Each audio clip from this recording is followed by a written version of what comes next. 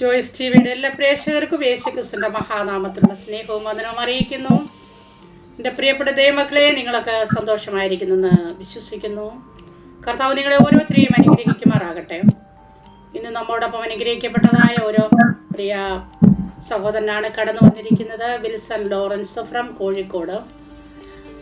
ജീവിതത്തിൻ്റെ ഒരുപാട് അനുഭവങ്ങളുണ്ട്. കർത്താവ് നടത്തിയ വിധങ്ങളും വഴികളും, കർത്താവിനെ കണ്ടുമുട്ടുന്നതിന് മുമ്പുള്ള അനുഭവങ്ങൾ അങ്ങനെ നല്ലൊരു സാക്ഷ്യമാണ്. ആ സാക്ഷ്യം നിങ്ങളുടെ ഓരോരുത്തരെയും ജീവിതത്തിൽ വലിയ അനുഗ്രഹമായി തീരുമെന്ന് ഞാൻ കർത്താവിൽ വിശ്വസിക്കുന്നു.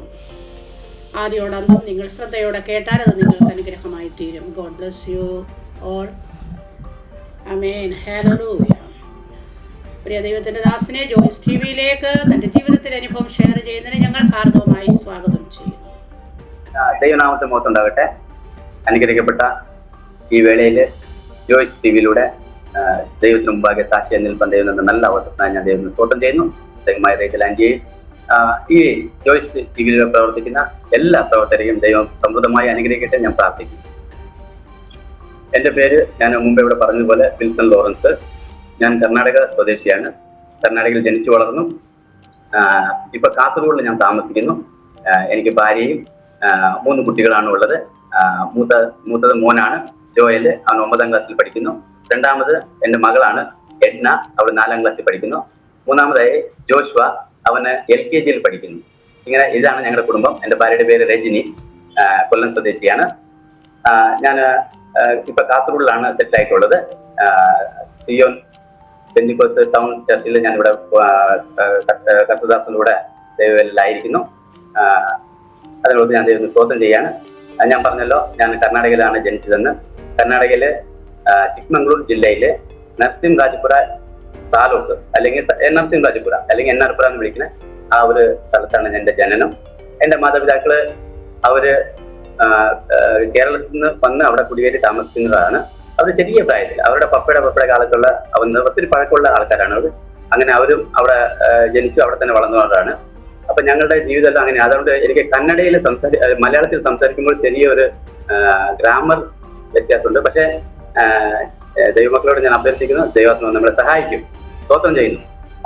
ഞാൻ പറഞ്ഞല്ലോ, കുഞ്ഞുനാളില് ഞങ്ങള് ഒരു വലിയൊരു കാട്ടിന് നടുക്കൊരു വീട്ടിലായിരുന്നു ഞങ്ങളുടെ ജനനവും താമസവും. ഒരു കുടില് എന്ന് പറഞ്ഞാൽ ചുറ്റും മണ്ണുകൊണ്ട് അടിച്ച ചുമരും മേലെ വൈക്കോട്ടുണ്ട് മേഞ്ഞ ഒരു ചെറിയൊരു വീട്, കുടില് പോലെയായിരുന്നു. അങ്ങനെ ഇരിക്കുമ്പോൾ എനിക്ക് ചെറിയ ഓർമ്മ എന്ന് പറഞ്ഞാൽ 1ൽ 2ലെല്ലാം പഠിക്കുമ്പോൾ എൻ്റെ പപ്പ ജസ്റ്റ് ഒരു വിസിറ്റർ മാത്രമായിരുന്നു. പപ്പ ഈ ഇന്ത്യ മൊത്തം കറങ്ങിയ ഒരു വ്യക്തിയായിരുന്നു. അമ്മ ഈ കുഗ്രാമത്തിൽ വളർന്നൊരു വ്യക്തി. അങ്ങനെ ആയതുകൊണ്ട് ഈ ജീവിതം മാച്ച് ആവാൻ വളരെ പ്രയാസം. കാരണം പപ്പ ഒരു 4 ദിവസം ഇവിടെ ഉണ്ടെങ്കിൽ ഒരു 4 വർഷം ചിലപ്പോൾ പുറത്തായിരിക്കും. ഒന്നല്ലേ, പെയിന്റിന്റെ ജോലിയും ഇങ്ങനെ ഈ നാട് മൊത്തം ചുറ്റിന്റെ എല്ലാ ജോലികളും അറിയാലോ. അങ്ങനെ പപ്പ അങ്ങനെ പോകും. ഞങ്ങളുടെ കുഞ്ഞുനാളിൽ പപ്പനെ വളരെ ചുരുക്കമേ ഞങ്ങൾ കണ്ടിട്ടുള്ളൂ. ഞാൻ ഓർക്കും, ഞാൻ ഒരു 5ാം ക്ലാസ് പഠിക്കുന്നത് ചുരുക്കമായിട്ട് ഞാൻ കണ്ടിട്ടുള്ളൂ. ഇടയ്ക്ക് വരും, അത് കഴിഞ്ഞിട്ട് 2 ദിവസം കഴിഞ്ഞ് ഞങ്ങൾ പോകും. ഇങ്ങനെ ഒരു അവസ്ഥയാണ്. അങ്ങനെ ഇരിക്കുമ്പോൾ ഞങ്ങൾ അങ്ങനെ ഇരിക്കുന്ന സമയത്ത് പപ്പ അങ്ങനെ ദൂരെ പോയപ്പോൾ ഞങ്ങളുടെ അമ്മയുടെ വീട്ടിലാണ് പിന്നെ ഞങ്ങൾ വരാനിടയായി. കാരണം ഞങ്ങൾ താമസിച്ച സ്ഥലം പറഞ്ഞല്ലോ, ആന അങ്ങനെയൊക്കെയുള്ള മൃഗങ്ങളെല്ലാം ഉള്ള ഒരു വലിയൊരു കാട്ടിന് നടുക്കായിരുന്നു ഞങ്ങളുടെ വീട്. അപ്പൊ ഞങ്ങൾ മാത്രം താമസിക്കുന്ന ബുദ്ധിമുട്ടുള്ളതാണ് ഞങ്ങൾ അവിടെ വന്ന് താമസിച്ചു. അങ്ങനെ താമസിച്ച് എല്ലാം വരുന്ന സമയത്ത് ഒരു സുപ്രഭാതത്തില് ഞാൻ 5ൽ പഠിക്കുന്ന സമയത്ത് ഞങ്ങളുടെ പപ്പ തിരിച്ചു വരാനായിട്ടിടയായി. ഇനി പോകുന്നില്ല എന്ന് പറഞ്ഞു. അതാണ് എപ്പോഴും പോകും, 2 ദിവസം കഴിഞ്ഞ് പോകുന്ന വ്യക്തി അന്ന് പറയാതെ ഞാൻ പോകുന്നില്ല എന്ന് പറഞ്ഞു. അങ്ങനെ അപ്പൊ ഞങ്ങളുടെ ഈ സ്ഥലം പറഞ്ഞല്ലോ ഒത്തിരി കാട്ടിന് നടുക്കായതുകൊണ്ട് ഞങ്ങൾ അന്ന് അവിടെ കർണാടകയിലൊക്കെ ഗവൺമെന്റ് സ്ഥലങ്ങൾ നമുക്ക് കുറച്ച് വളർത്തിപ്പിടിക്കാനൊക്കെയുള്ള സാഹചര്യങ്ങളുണ്ട്. അങ്ങനെ വേറെ ഒരു എൻ്റെ അമ്മയുടെ ഒരു കൂട്ടുകാരി പറഞ്ഞു, ഇങ്ങനെ ഒരു സ്ഥലമുണ്ട്, അവിടെ വന്ന് നിങ്ങൾ ചെറിയൊരു വീട് വെച്ച് അവിടെ നിങ്ങൾക്ക് അത് ടൗണിന് കുറച്ച് അടുത്ത് തന്നെയാണ്. അങ്ങനെ പറയാനിടയായി. അങ്ങനെ ഞങ്ങൾ പോയി ആദ്യമായിട്ട് ആ കാടെല്ലാം വെട്ടി അവിടെ ഒരു ചെറിയ കുടിൽ മാത്രം, ഈ പുല്ല് മേഞ്ഞ വീടും ചുറ്റും അമ്മ തന്നെ മണ്ണ് കുഴച്ചിട്ട് സൈഡ് അടിച്ച് ചെറിയ ഒരു ഇപ്പത്തെ എല്ലാം കണക്കിൽ പറയുന്ന ഒരു ഹോളും പൊറിപ്പിച്ചു. അന്നത്തെ അതെല്ലാം നല്ല തണുപ്പൈസുള്ള ഒരു ഇതായിരുന്നു. പക്ഷെ അങ്ങനെയാണ് ഞങ്ങളുടെ അവിടെ ജീവിതം തുടങ്ങി. അത് ടൗണിനോട് കുറച്ച് അടുത്താണ്. അപ്പൊ ഞാൻ 5ൽ പഠിക്കുന്നു, എൻ്റെ മൂത്ത പെങ്ങൾ 8ൽ പഠിക്കുന്നു, എൻ്റെ ഇളയ പെങ്ങൾ 2ൽ പഠിക്കുന്ന ഒരു സമയത്തായിരുന്നു. അങ്ങനെ വീട് വളരെ സന്തോഷമായിരുന്നു. ഞങ്ങളുടെ വീട്ടിൽ പശുക്കൾ ഉണ്ടായിരുന്നു, പട്ടി, പൂച്ച, ഇഷ്ടംപോലെ മരങ്ങള്, പൈനാപ്പിളിൽ തുടങ്ങി ചക്ക, മാങ്ങ എല്ലാം ചെറിയ പ്രായത്തിൽ അമ്മ ഇഷ്ടംപോലെ വെള്ളം ഒഴിക്കാറ്. ഞങ്ങൾക്ക് ബോർവെൽ എന്ന് പറഞ്ഞത് കുറെ ദൂരെ നിന്ന് വെള്ളം കോരിക്കൊണ്ടുവരണം. പക്ഷെ എങ്കിലും എല്ലാം രാത്രി എല്ലാം ഈ പണി കഴിഞ്ഞ് വന്നാലും രാത്രി വെള്ളം ഒഴിച്ച് എല്ലാ ചെടികളും നല്ല ഇതായിട്ട് കായ്ഫലെല്ലാം കൊടുക്കുന്ന സമയം 2-3 വർഷം കഴിഞ്ഞപ്പോൾ തന്നെ കായ്ഫലം വരുന്ന ആ രീതിയിൽ അമ്മ വളർത്തിയെടുത്തത്. നല്ല ചാണനെല്ലാം അതിലിട്ട് പശുക്കളിനെല്ലാം നല്ല വളർത്തി അങ്ങനെയായിരുന്നു. പിന്നെ പാല് കൊടുക്കലൊരു ഞങ്ങളുടെ ജീവിത ഉപമാർഗമായിരുന്നു. അപ്പൊ ഞാൻ ചിലപ്പോൾ രാവിലെ തന്നെ പോകും, പോയിട്ട് എല്ലാ വീടുകൾക്കും കുപ്പിയിൽ കൊണ്ടുപോയി പാല് കൊടുത്തിട്ട് വരും. അങ്ങനെയൊക്കെയായിരുന്നു ഞങ്ങളുടെ ജീവിതം. പിന്നെ നമ്മുടെ ഒരു പ്രത്യേക സ്വഭാവമാണ്, പാല് കൊടുത്ത് ഈ പൈസയിൽ ജീവിച്ചില്ലെങ്കിൽ ആരാണ് ഈ സുഖമില്ലാതെ കിടക്കുന്ന അവർക്ക് കൊണ്ടായിട്ട് ഈ പാല് കൊണ്ടുപോയി കൊടുക്കും. എന്റെ അടുത്ത് പറയും, മോനെ ആ വീട്ടിൽ കൊണ്ടുപോയി ഈ പാല് കൊണ്ടുപോയി കൊടുക്കണം, അങ്ങനെയൊക്കെ പറഞ്ഞ് പഠിപ്പിക്കും. അത് നല്ലൊരു അന്തരീക്ഷം ഞങ്ങൾ നല്ല രീതിയിൽ കടന്നുകൊണ്ടിരിക്കുന്നത്. പെട്ടെന്നായിരുന്നു അമ്മയ്ക്ക് ഒരു ദിവസം, ഒരു ഡിസംബർ മാസം, ഞാൻ ഓർക്കുന്ന ഒരു ഡിസംബർ മാസം, എനിക്ക് ഇനി അതൊന്നും മറക്കാൻ പറ്റിയിട്ടില്ല. പക്ഷെ ആ സമയത്ത് അമ്മയ്ക്ക് ഒരു ചെറിയൊരു വയറുവേദന. അങ്ങനെ ഞങ്ങൾ NR-പുരയില അല്ലെങ്കിൽ ഞങ്ങൾ താമസിച്ച ആ നാട്ടിലുള്ള ഹോസ്പിറ്റലിൽ കൊണ്ടുപോയി കാണിക്കാനായിട്ട് ഇടയായപ്പോൾ അവർ പറഞ്ഞു, ഇവിടെ പറ്റത്തില്ല, നിങ്ങള് കൊപ്പ, അവിടെ നിന്ന് ഒരു 22 കിലോമീറ്റർ ഉള്ള, അത് കുറച്ചേരം വലിയൊരു പട്ടണമാണ്, അവിടെ പോയിട്ട് ആ ഹോസ്പിറ്റലിൽ നിങ്ങൾ കൊണ്ടുപോയി കാണിക്കാൻ പറഞ്ഞു. അങ്ങനെ എന്റെ പപ്പ അമ്മേനെ അവിടെ കൂട്ടിക്കൊണ്ടുപോകാനായിട്ട് ഇടയായി. കൂട്ടിക്കൊണ്ടുപോയി അവര് ഓപ്പറേഷൻ ചെയ്ത് അവർ ബയോപ്സിക്ക് അയച്ചപ്പോൾ പറഞ്ഞു ക്യാൻസർ ആണെന്ന് പറഞ്ഞു. 1990-ലാണ് ഈ സംഭവം. അങ്ങനെ ക്യാൻസർ എന്ന് പറയാനായിട്ട് ഇടയായി. പിന്നെ അവിടുത്തെ ഇതെല്ലാം കഴിഞ്ഞ് പിന്നെ വീട്ടിലേക്ക് കൊണ്ടുപോയിക്കൊള്ളാൻ പറഞ്ഞു. വേറെ മരുന്നും അങ്ങനത്തെ ട്രീറ്റ്മെന്റ് അന്നത്തെ കാലത്ത് ഒന്നുമില്ല. അങ്ങനെ അമ്മേനെ വീട്ടിൽ കൊണ്ടുവന്ന് അമ്മയ്ക്ക് പണിയെടുക്കാൻ എന്നും വേദനയും ഈ കരച്ചിലും മാത്രമായിരുന്നു.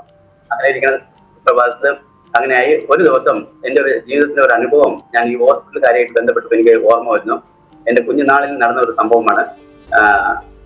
അപ്പൊ ഇത് ഇങ്ങനെ ഒത്തിരി വേദന കൂടിയപ്പോൾ പപ്പയും അമ്മയും പിന്നെ എന്റെ അമ്മാവന്മാരെല്ലാം കൂടി പറഞ്ഞ ഒന്നേടെ അമ്മേനെ ഹോസ്പിറ്റലിൽ കൊണ്ടുപോയി കാണിക്കാന്ന്. അവര് വിട്ട കേസാണ്, എങ്കിലും ഒന്ന് കൊണ്ടുപോയി കാണിക്കാന്ന് പറഞ്ഞ അങ്ങനെ എന്റെ പപ്പയും അമ്മയും പോയി. അപ്പൊ ഞങ്ങൾ ഈ 3 പേര് മാത്രമാണ് ഈ കുടിലിൽ ഞങ്ങൾ ഇങ്ങനെ താമസിക്കുകയാണ്. അപ്പൊ അങ്ങനെ ഇരിക്കുമ്പോ 2 ദിവസം കഴിഞ്ഞു, 3 ദിവസം കഴിഞ്ഞപ്പോൾ എന്റെ മൂത്ത പെങ്ങള് പറഞ്ഞു, മോനെ പപ്പനെ അമ്മേനെ കാണുന്നില്ലല്ലോ, കാണിക്കാൻ വേണ്ടി പോയതല്ലേ, അവര് തിരിച്ചു വരേണ്ട സമയമായില്ല, കണ്ടില്ലല്ലോ എന്ന് പറഞ്ഞു. അപ്പൊ എന്നിട്ട് എന്നെ ഇരുത്തിക്കൊണ്ട് പറഞ്ഞു, മോനെ എനിക്കിപ്പോഴും ഓർമ്മയുണ്ട്, മോൻ ഒരു ആണാണ്, മോൻ ഒന്നിനും പേടിക്കരുത്, മോൻ ബസ് കയറി ഒപ്പം പോയിട്ട് ഇറങ്ങിയിട്ട് ഗവൺമെന്റ് ഹോസ്പിറ്റലിൽ തപ്പിപ്പിടിച്ചിട്ട് എവിടെയാണെന്നുള്ളത് കണ്ടുപിടിക്കണം എന്ന് പറഞ്ഞു. സത്യത്തിൽ ഞാൻ പറഞ്ഞു, ചേച്ചി ഞാൻ എങ്ങനെയാന്ന് പറഞ്ഞു, മോനൊരാണാ, മോന് ധൈര്യമുള്ളവൻ, അപ്പം പോണം. പക്ഷെ സത്യം പറയാം, അന്ന് അവൾ പറഞ്ഞ ധൈര്യം ഞാൻ ഇന്ത്യ മൊത്തം പോയിട്ട് ഇറങ്ങിയിട്ട് അന്ന് എനിക്ക് തന്ന ധൈര്യം എന്ന് പറയാം. ആ കുഞ്ഞുനാളില് അങ്ങനെ ഞാൻ ബസ് കയറി, ബസ്സിന്റെ ഫ്രണ്ട് സീറ്റിലിരുന്നു. 1/2 ടിക്കറ്റ് എന്ന് വെച്ചു. അന്ന് 1/2 ടിക്കറ്റ് ഒരാൾ കൂടെ ഉണ്ടെങ്കിൽ തരുള്ളൂ, ഒരു വലിയ ആളുണ്ടെങ്കിൽ തരുള്ളൂ. എങ്കിലും ആ കണ്ടക്ടർ എന്തെന്നറിയില്ല, എനിക്ക് 1/2 ടിക്കറ്റ് തന്നു, 1 രൂപ ടിക്കറ്റ് തന്നു. ഞാൻ പോയി കൊപ്പാന്ന് പറഞ്ഞ് നോക്കിയപ്പോ ഹോസ്പിറ്റൽ ചുറ്റിപ്പോ ഹോസ്പിറ്റലിന്റെ അടുത്ത് ഇറക്കി. ഞാൻ ചെന്ന് ആ ഹോസ്പിറ്റൽ മൊത്തം കറങ്ങി, എല്ലാ സ്ഥലത്തും കറങ്ങി, എവിടെ അമ്മേനെ കാണാനില്ല, എവിടെയും കാണുന്നില്ല അമ്മേനെ. അങ്ങനെ ഞാൻ വളരെ നിരാശയായി. എനിക്ക് ഈ അമ്മേനെ കാണാതെ എങ്ങനെ പോണേ, പപ്പനെ കാണാനില്ല, പപ്പ അവിടെ എവിടെ ഏതെങ്കിലും പരിസരത്തിൽ കാണാതെ, പപ്പനെ കാണാനില്ല. അങ്ങനെ ഞാൻ എന്ത് ചെയ്തു, നല്ല നോക്കിയുമ്പോ ഇന്നത്തെ കാലത്ത് വാർഡ് എന്ന് പറയും, എനിക്ക് അന്ന് വാർഡൊന്നും അറിയില്ല. നോക്കുമ്പോ ഒരു സ്ത്രീ കിടന്ന് കരയുന്നു, എനിക്ക് വെള്ളം തായേ എന്ന് പറഞ്ഞ് കരയുന്നു. അപ്പൊ ഞാൻ എന്ത് ചെയ്തു, ഞാൻ നോക്കുമ്പോ എന്റെ അമ്മയായിരുന്നത്. എന്റെ അമ്മയുടെ സാരി എല്ലാം ആ കട്ടിലിന്റെ താഴേക്ക് ഇങ്ങനെ ഊർന്ന് കിടന്ന് കരയാ വെള്ളം. അപ്പൊ ഞാൻ ചിന്തിക്കുന്നു, ആ വാർഡിൽ എത്രയോ ആൾക്കാരുണ്ടായിരുന്നു. ഞാൻ ഒരു നിമിഷം ചിന്തിക്കുന്നു, എന്റെ അമ്മ എത്രയോ പേർക്ക് പാൽ കൊണ്ടുപോയി കൊടുക്കുന്നു, വൈകുന്നേരം പോയി അവരെ പോയി സന്ദർശിച്ച് മിണ്ടുന്നു, എന്നെ കയ്യിൽ തുണ്ടുവന്നു, അവനെ ഇങ്ങനത്തെ സ്ഥലത്താണ് നമ്മൾ പോകേണ്ടതെന്ന് പറഞ്ഞു. പക്ഷെ എന്റെ അമ്മയ്ക്ക് ഒരു തുള്ളി വെള്ളം കൊടുത്തു ആരും, എല്ലാവരും നിന്ന് നോക്കുന്നു അവിടെ. ഞാൻ അത്ഭുതപ്പെട്ടത്, ഞാൻ ഓടി റോഡിന്റെ അടുത്ത് പോയിട്ട് എന്റെ അടുത്ത് 6 രൂപയുണ്ട്. ഞാൻ പറഞ്ഞു, ഒരു കരിക്ക് കടയിൽ പോയിട്ട് പറഞ്ഞു, എനിക്ക് ഒരു കരിക്ക് തരണം. അന്നത്തെ കാലത്ത് 6 രൂപ 50 പൈസയാണ് ഒരു കരിക്കിന്. അയാൾ ഈ 50 പൈസ കുറവുള്ളതുകൊണ്ട് അയാളെ തരില്ല എന്ന് ഒത്തിരി നിർബന്ധം വെച്ചപ്പോ ഞാൻ പറഞ്ഞു, ഇല്ല എനിക്ക് വേണമെന്ന് പറഞ്ഞു. അങ്ങനെ അയാള് ആ കത്തി കൊണ്ട് കൊത്തി ഒരു കരിക്ക് എനിക്ക് തന്നു. ഞാൻ ഒരു സ്ട്രോ ചോദിച്ചു, സ്ട്രോ തന്നില്ല, അയാള് സ്ട്രോ തരില്ല എന്ന് പറഞ്ഞു. അങ്ങനെ ഞാൻ ഇതിർത്തുകൊണ്ട് ഓടി വന്നിട്ട് ഞാൻ അമ്മ കയ്യിൽ ഇങ്ങനെ ഒഴിക്കുമ്പോൾ 2 തുള്ളി വെള്ളം, അതില് കരിക്കിൽ വെള്ളവും ഇല്ല.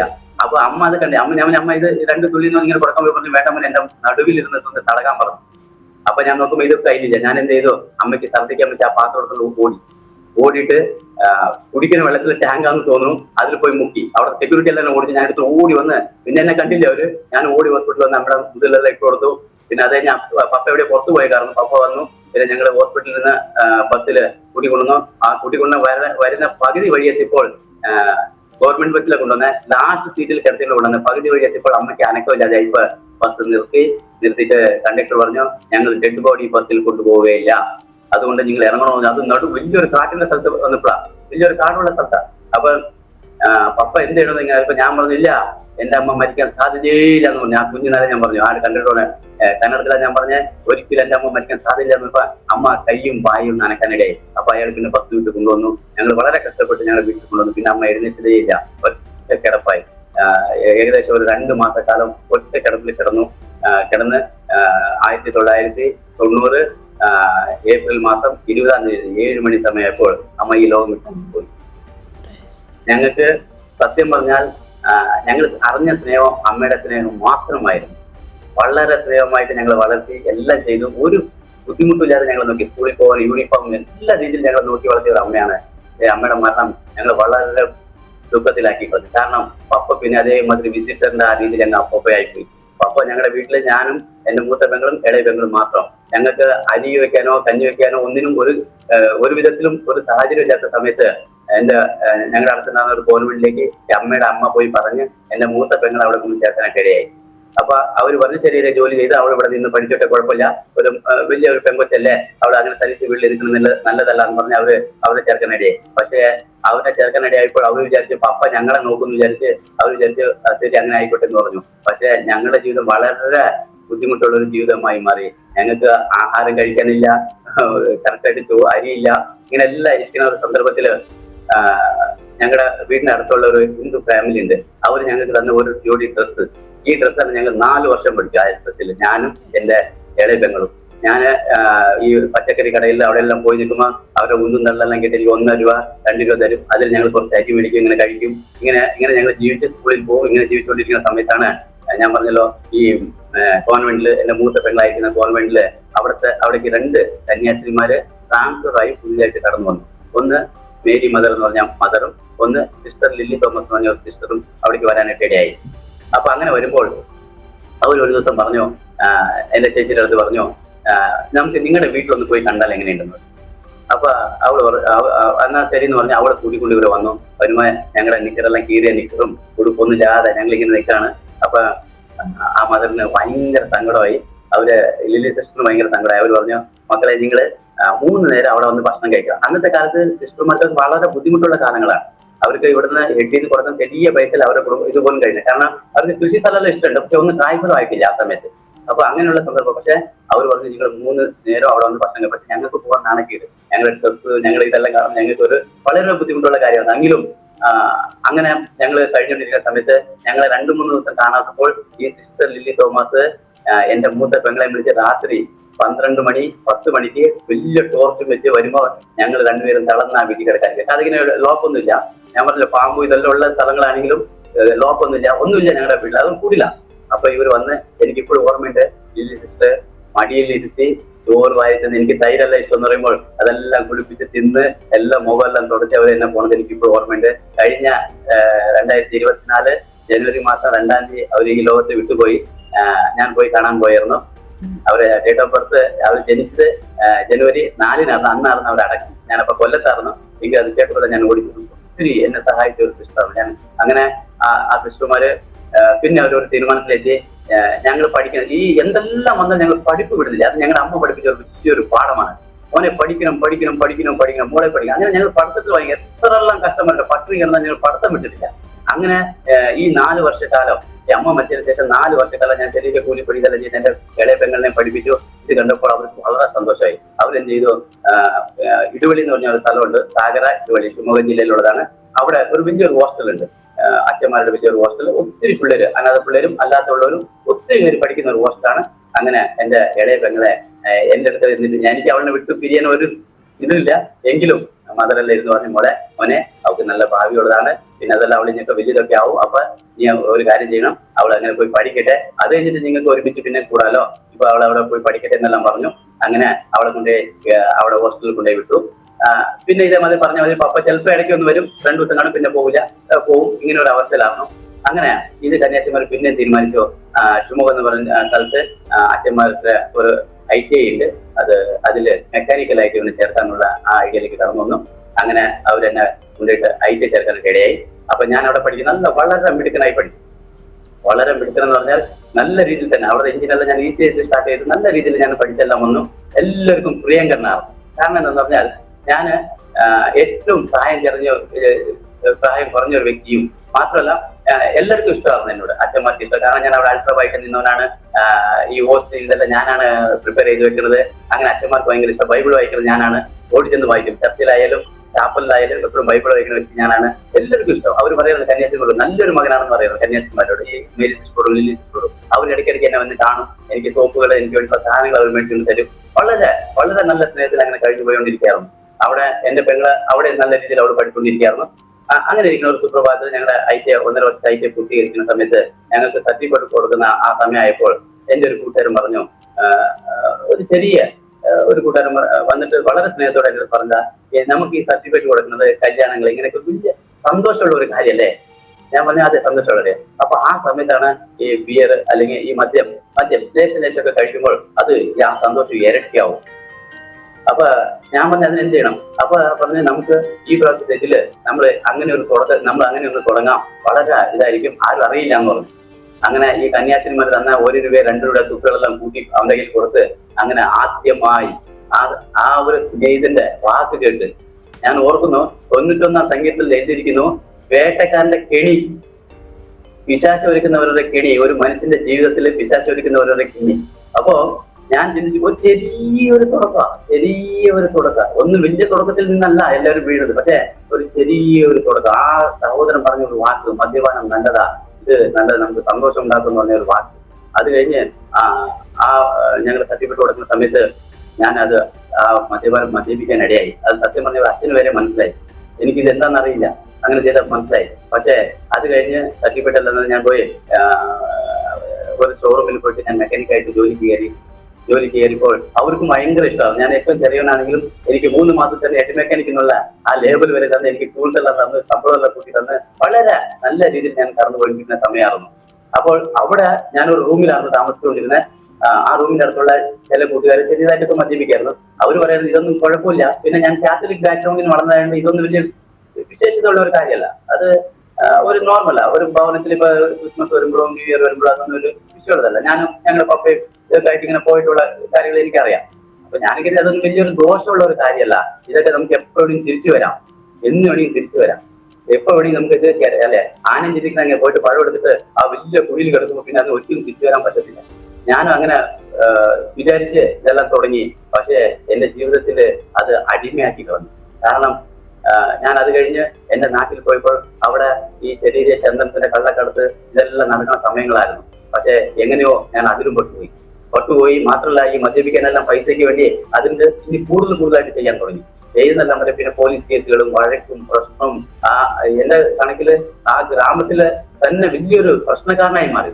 ഞാനും പിന്നെ വേറെ 2 പേരുണ്ടായിരുന്നു, അവരെന്റെ അമ്മാവന്റെ മക്കളാണ്. അങ്ങനെ വലിയൊരു പ്രശ്നക്കാരന്മാര്, എപ്പോഴും കേസും പ്രശ്നങ്ങളും ഇതും. കന്യാസ്ത്രീമാർക്ക് അച്ഛന്മാർക്ക് എല്ലാം വലിയൊരു തലവേദനയായി മാറി. ഈ കഞ്ചാവും മദ്യത്തിലും ഇത് കുടിച്ചു കഴിയുമ്പോൾ ഞങ്ങളുടെ ജീവിതത്തിൽ വരുമ്പോൾ അപ്പൊ ഞങ്ങൾ ചെയ്യുന്ന കാര്യങ്ങൾ എന്താണെന്ന് പോലും ഞങ്ങൾക്ക് ഓർമ്മയില്ല. രാത്രിയുന്നില്ല, പകലുന്നില്ല, ഞങ്ങൾ അങ്ങനെ ഒരു സ്ഥിതിയിലേക്കായി മാറി.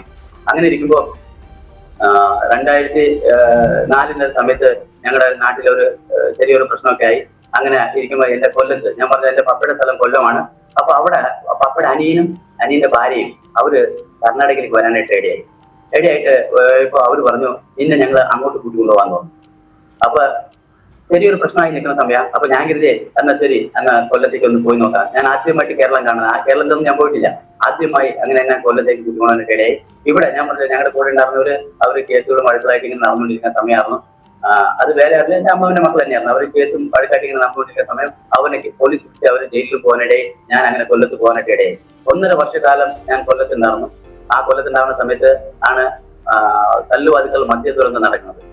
ആ മദ്യദുരന്തം നടക്കുന്നതിന്റെ ജസ്റ്റ് ഒരാഴ്ച, ഇപ്പോഴും ഞാൻ കൊല്ലത്ത് പോകുമ്പോഴെല്ലാം ഞാൻ എന്റെ ഭാര്യനാട് കൊല്ലമാണ്, എന്റെ ചിറ്റപ്പനൊക്കെ എന്നെ മുഖത്ത് നോക്കിയിരിക്കും. ജസ്റ്റ് ഞാൻ മിസ്സായ വ്യക്തിയെന്ന്. അന്ന് എത്രയോ ലിറ്റർ കണക്കിന് ഞാൻ സ്പീഡ് കുടിച്ച ഒരു വ്യക്തിയാണ്. അത് കഴിഞ്ഞ് 3-4 ദിവസം കഴിയുമ്പോഴാണ് കല്ലുവാതിക്കൽ മദ്യദുരന്തം നടക്കുന്നത്. കാരണം എന്നെ നന്നാക്കാൻ വേണ്ടി കൊണ്ടുപോയതാ. പക്ഷെ ഏറ്റവും വലിയ അവിടെ ഉള്ളൊരു ഈ ചാറ ഒഴിക്കുന്നവർ പോലും പറഞ്ഞു ഇത്രയും ഒരു ചെറിയ ചെറുക്കനല്ലേ ഇവെന്താ ഈ കാണിക്കുന്നത്. കാരണം എത്ര മദ്യം കുടിച്ചാലും എനിക്ക് വയറെന്നറിയില്ല, എന്റെ തലയിൽ കയറില്ല, അങ്ങനെ ഒരു വ്യക്തിയായി മാറി. അപ്പൊ ഈ മദ്യദുരന്തം ഞാൻ അകപ്പെട്ടു കൊണ്ട ഒരു വ്യക്തിയാണ്. പക്ഷെ എന്തോ ഒരു ഇതുകൊണ്ട് എനിക്ക് 2-3 ദിവസം ഒരു ബോധമില്ലാത്ത മാതിരി ഞാൻ ഉണ്ടായിരുന്നുള്ളൂ, അല്ലാതെ എനിക്ക് വേറെ ഒന്നും സംഭവിച്ചില്ല. അത് കഴിഞ്ഞ് എന്നെ ഈ ആന്റി ചിറ്റമ്മയാണ്, പക്ഷെ ഞാൻ ആന്റി എന്നാണ് വിളിക്കുന്നത്. അവർ ഒത്തിരി ധ്യാനകേന്ദ്രങ്ങൾ എന്നെ വിളിച്ചു. ഞാൻ പേരുകളൊന്നും പറഞ്ഞു. കാരണം അവർ ചിന്തിച്ചത് എന്റെ ഒരു നല്ല ജീവിതമാണ്, ഇത് ശരിയാണോ തെറ്റാണോ അവർ വിശ്വസിച്ചിരുന്ന എല്ലായിടത്തും കൊണ്ടുപോയി എല്ലാ നേർച്ചകളും എനിക്ക് ഓർമ്മയുണ്ട്. എന്റെ കൈ, കാല്, കണ്ണ്, എന്റെ ശരീരം പോലെയുള്ള രൂപങ്ങൾ വരെ അവിടെ കാഴ്ചകൾ വെച്ച് എന്നെ ഒന്ന് നന്നാക്കി എടുക്കാൻ വേണ്ടി അവർ നോക്കി. പക്ഷെ ഒരു ഒരു ഒരു കാരണത്താലും ഒന്നിലും ഞാൻ ശരിയായില്ല. ലാസ്റ്റ് ഞാൻ ഓർക്കുന്നു, ഒരു ട്യൂട്ടോറിയൽ നടത്തുന്ന സാറ് എന്നെ കാണാൻ വേണ്ടി വന്നു.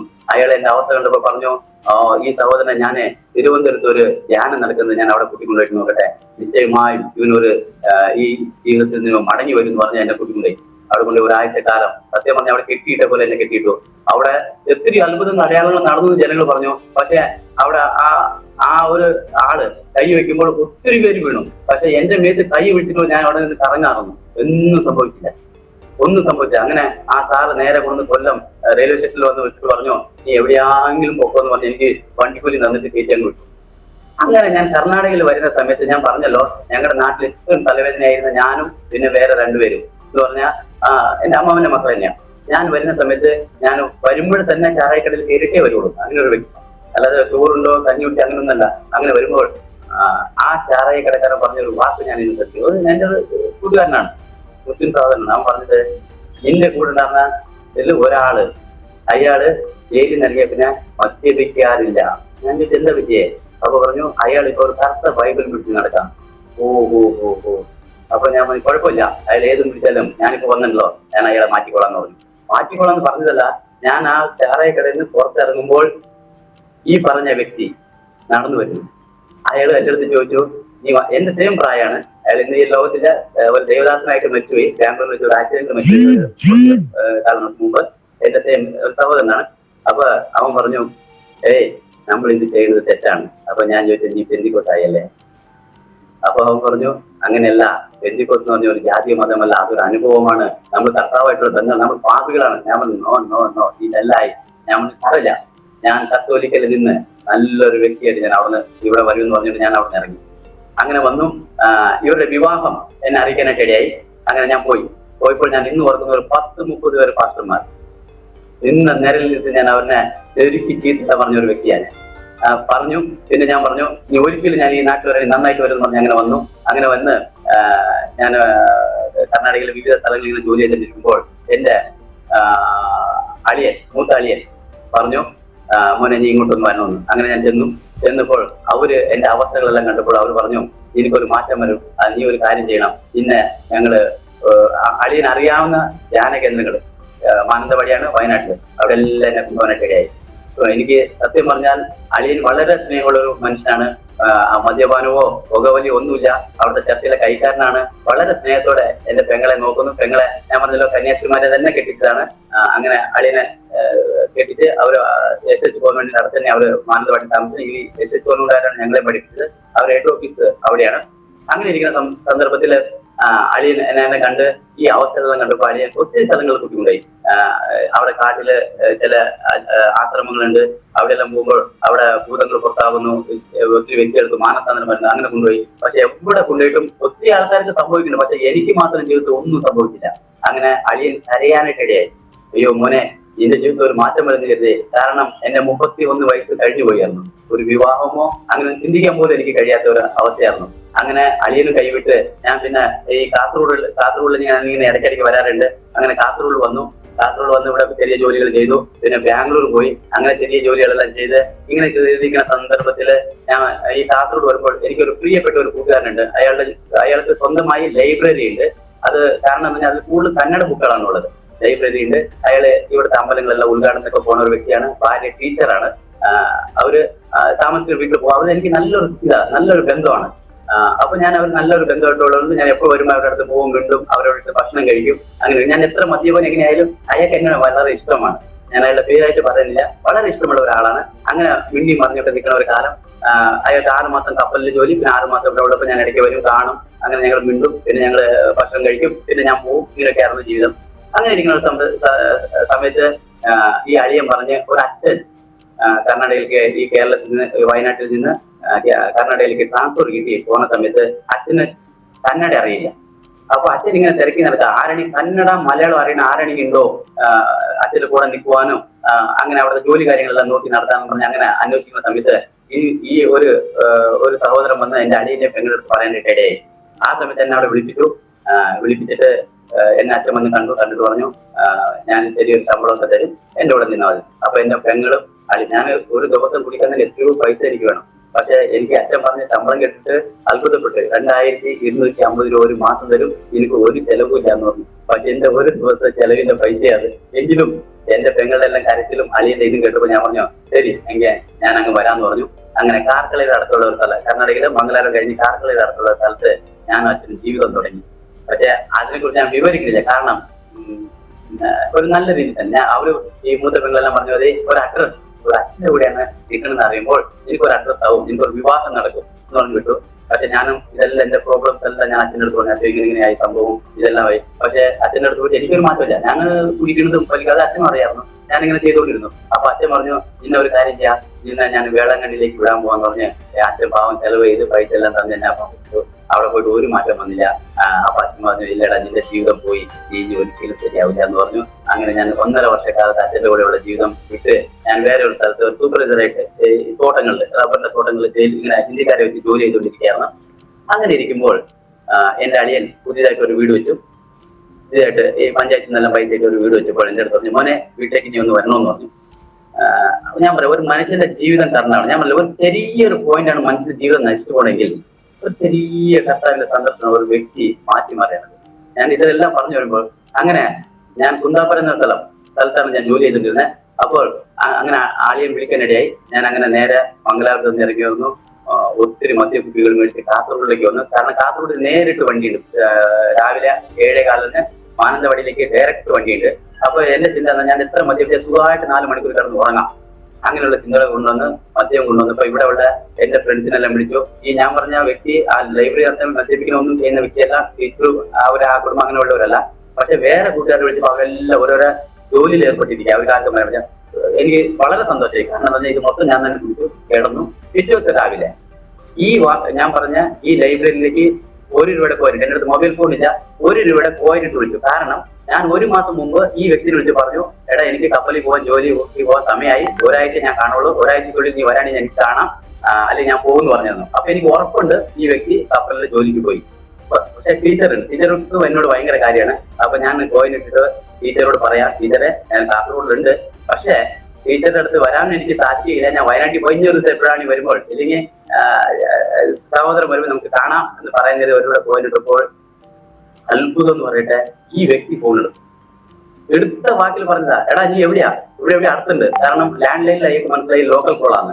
അയാൾ പറഞ്ഞു ഇവിടെ അടുത്തുണ്ട്, പെട്ടെന്ന് വരാൻ പറഞ്ഞു. ഞാൻ പറഞ്ഞു നോ ചേട്ടാ, ഞാന് മാനന്തവാടിയിലേക്ക് പോകാൻ ഇപ്പൊ ജസ്റ്റ് ഒരു 10-20 മിനിറ്റ് ബസ് വരും കാസർഗോഡിൽ നിന്ന് മാനന്തവാടിയിലേക്ക്, അതുകൊണ്ട് ഞാന് വരാൻ പറ്റില്ല, ഇനി അടുത്ത് വരുമ്പോൾ നമുക്ക് കാണാമെന്ന്. പുള്ളി പറഞ്ഞു ഇല്ല നീ വന്നേ പറ്റുള്ളൂ. ഒരു മനുഷ്യന്റെ ജീവിതത്തിൽ മാറ്റങ്ങൾ ഞാൻ ഓർക്കുകയാണ്. അപ്പോ അയാൾ പറഞ്ഞില്ല, നിന്നെ ഉച്ചയ്ക്ക് ഞാൻ കൊണ്ടേ കണ്ണൂർ കയറ്റി വിടാം, അവിടെ നിന്ന് കണ്ണൂരിന് ഇഷ്ടം പോലെ ബസ് ഉണ്ട്, അതിൽ നീ കയറി പോയാൽ നീ വീട്ടിലേക്ക് വന്നേ പറ്റുള്ളൂ പറഞ്ഞു. ഞാൻ ഓർത്താണ് അന്ന് ആ ഹിന്ദുവായ ആ വ്യക്തി ആ പറഞ്ഞ വാക്ക് ഞാൻ കേട്ടില്ല. ഞാൻ ഇന്ന് ഈ ദൈവത്തിന്റെ സാക്ഷിയെ ഞാൻ ഈ മുമ്പിൽ ഇരിക്കുകയില്ല. കാരണം അയാൾ ദൈവത്തെ അറിഞ്ഞ ആളല്ല, ലൈബ്രറി നടത്തുന്നു, ഇഷ്ടംപോലെ ബൈബിൾ ഇരിക്കുന്നുണ്ട്, ബൈബിളിൽ ടച്ചായ പുസ്തകങ്ങൾ ഇരിക്കുന്നു. ഞാൻ ആ ലൈബ്രറിയിൽ തന്നെ കിടന്നിട്ടുണ്ട് എത്രയോ നാളുകൾ. പക്ഷേ അയാൾക്ക് പോലും മറിഞ്ഞിരിക്കുന്നു. ഞാൻ പറഞ്ഞു, ആ വ്യക്തി വിളിച്ചു. ഞാൻ ചെന്നപ്പോ എന്റെ ചുണ്ടെല്ലാം വെളുത്തിരിക്കുന്നു, കഞ്ചാവെല്ലാം അടിച്ച് മുടിയല്ല. കാരണം അയാൾ 1 വർഷം 1.5 വർഷമായിരുന്നു എന്നെ കണ്ടിട്ട്. അപ്പൊ വർഷം തോറും എന്റെ ജീവിതം മാറിയിട്ടേ. കാരണം കാസർഗോഡുള്ള എല്ലാ ഡോക്ടർമാർക്കും അറിയാം, എനിക്ക് ഡോക്ടർമാർ വരെ നല്ല പരിചയമുണ്ട് കാസർഗോഡില്. അവർ പറഞ്ഞു 3-4 കാര്യങ്ങൾ. ഒന്ന്, മദ്യപാനം നീ നിർത്തരുത്. 2, നീ വിവാഹം കഴിക്കരുത്. ഇവിടുത്തെ ഫേമസ് ഡോക്ടർമാരാണ്, കാസർഗോഡിലുള്ള ഫേമസ് ഡോക്ടർമാർ പറഞ്ഞത് എന്താന്ന് പറഞ്ഞാൽ, ഇയാളിലൂടെ തന്നെ എനിക്ക് അവർക്കെല്ലാം പരിചയം. ഇയാൾ വലിയൊരു വ്യക്തിയായിട്ട് പരിചയം. പക്ഷെ അയാൾ പറഞ്ഞത്, ഇത്രയും മദ്യപാനവും പീഡി ഇത്രയും ഇത് ചെയ്യുന്ന ആള്, സിഗരറ്റ് വലിക്കുന്ന ഈ ആള്, കഞ്ചാവിന് അടിപ്പെട്ട ആള് ഒരിക്കലും ഒറ്റയടിക്ക് മദ്യപാനം നിർത്തി കഴിഞ്ഞാൽ അപ്പ വീഴും, ആൺ ദി സ്പോട്ട് വീഴുന്നു. മാത്രമല്ല ഈ വലിയ ഇങ്ങനെയുള്ള ആളും ഒറ്റയടിക്ക് നിർത്തണമെന്ന് പറഞ്ഞാൽ.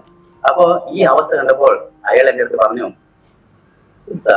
നീ ഈ വീടിന്റെ ബാക്കിൽ, അന്നത് ഞാൻ അവിടേക്ക് പോകുമ്പോൾ അതൊരു കാലി സ്ഥലമാണ്, അപ്പോൾ ഒരു വലിയൊരു വീടായിട്ട്. അപ്പൊ പറഞ്ഞു, ഒരു പ്രൊഫസറാണ് അയാള്, കാസർഗോഡ് ഗവൺമെന്റ് സ്കൂളിലെ പ്രൊഫസർ, റിട്ടയർഡ് പ്രൊഫസറാണ്.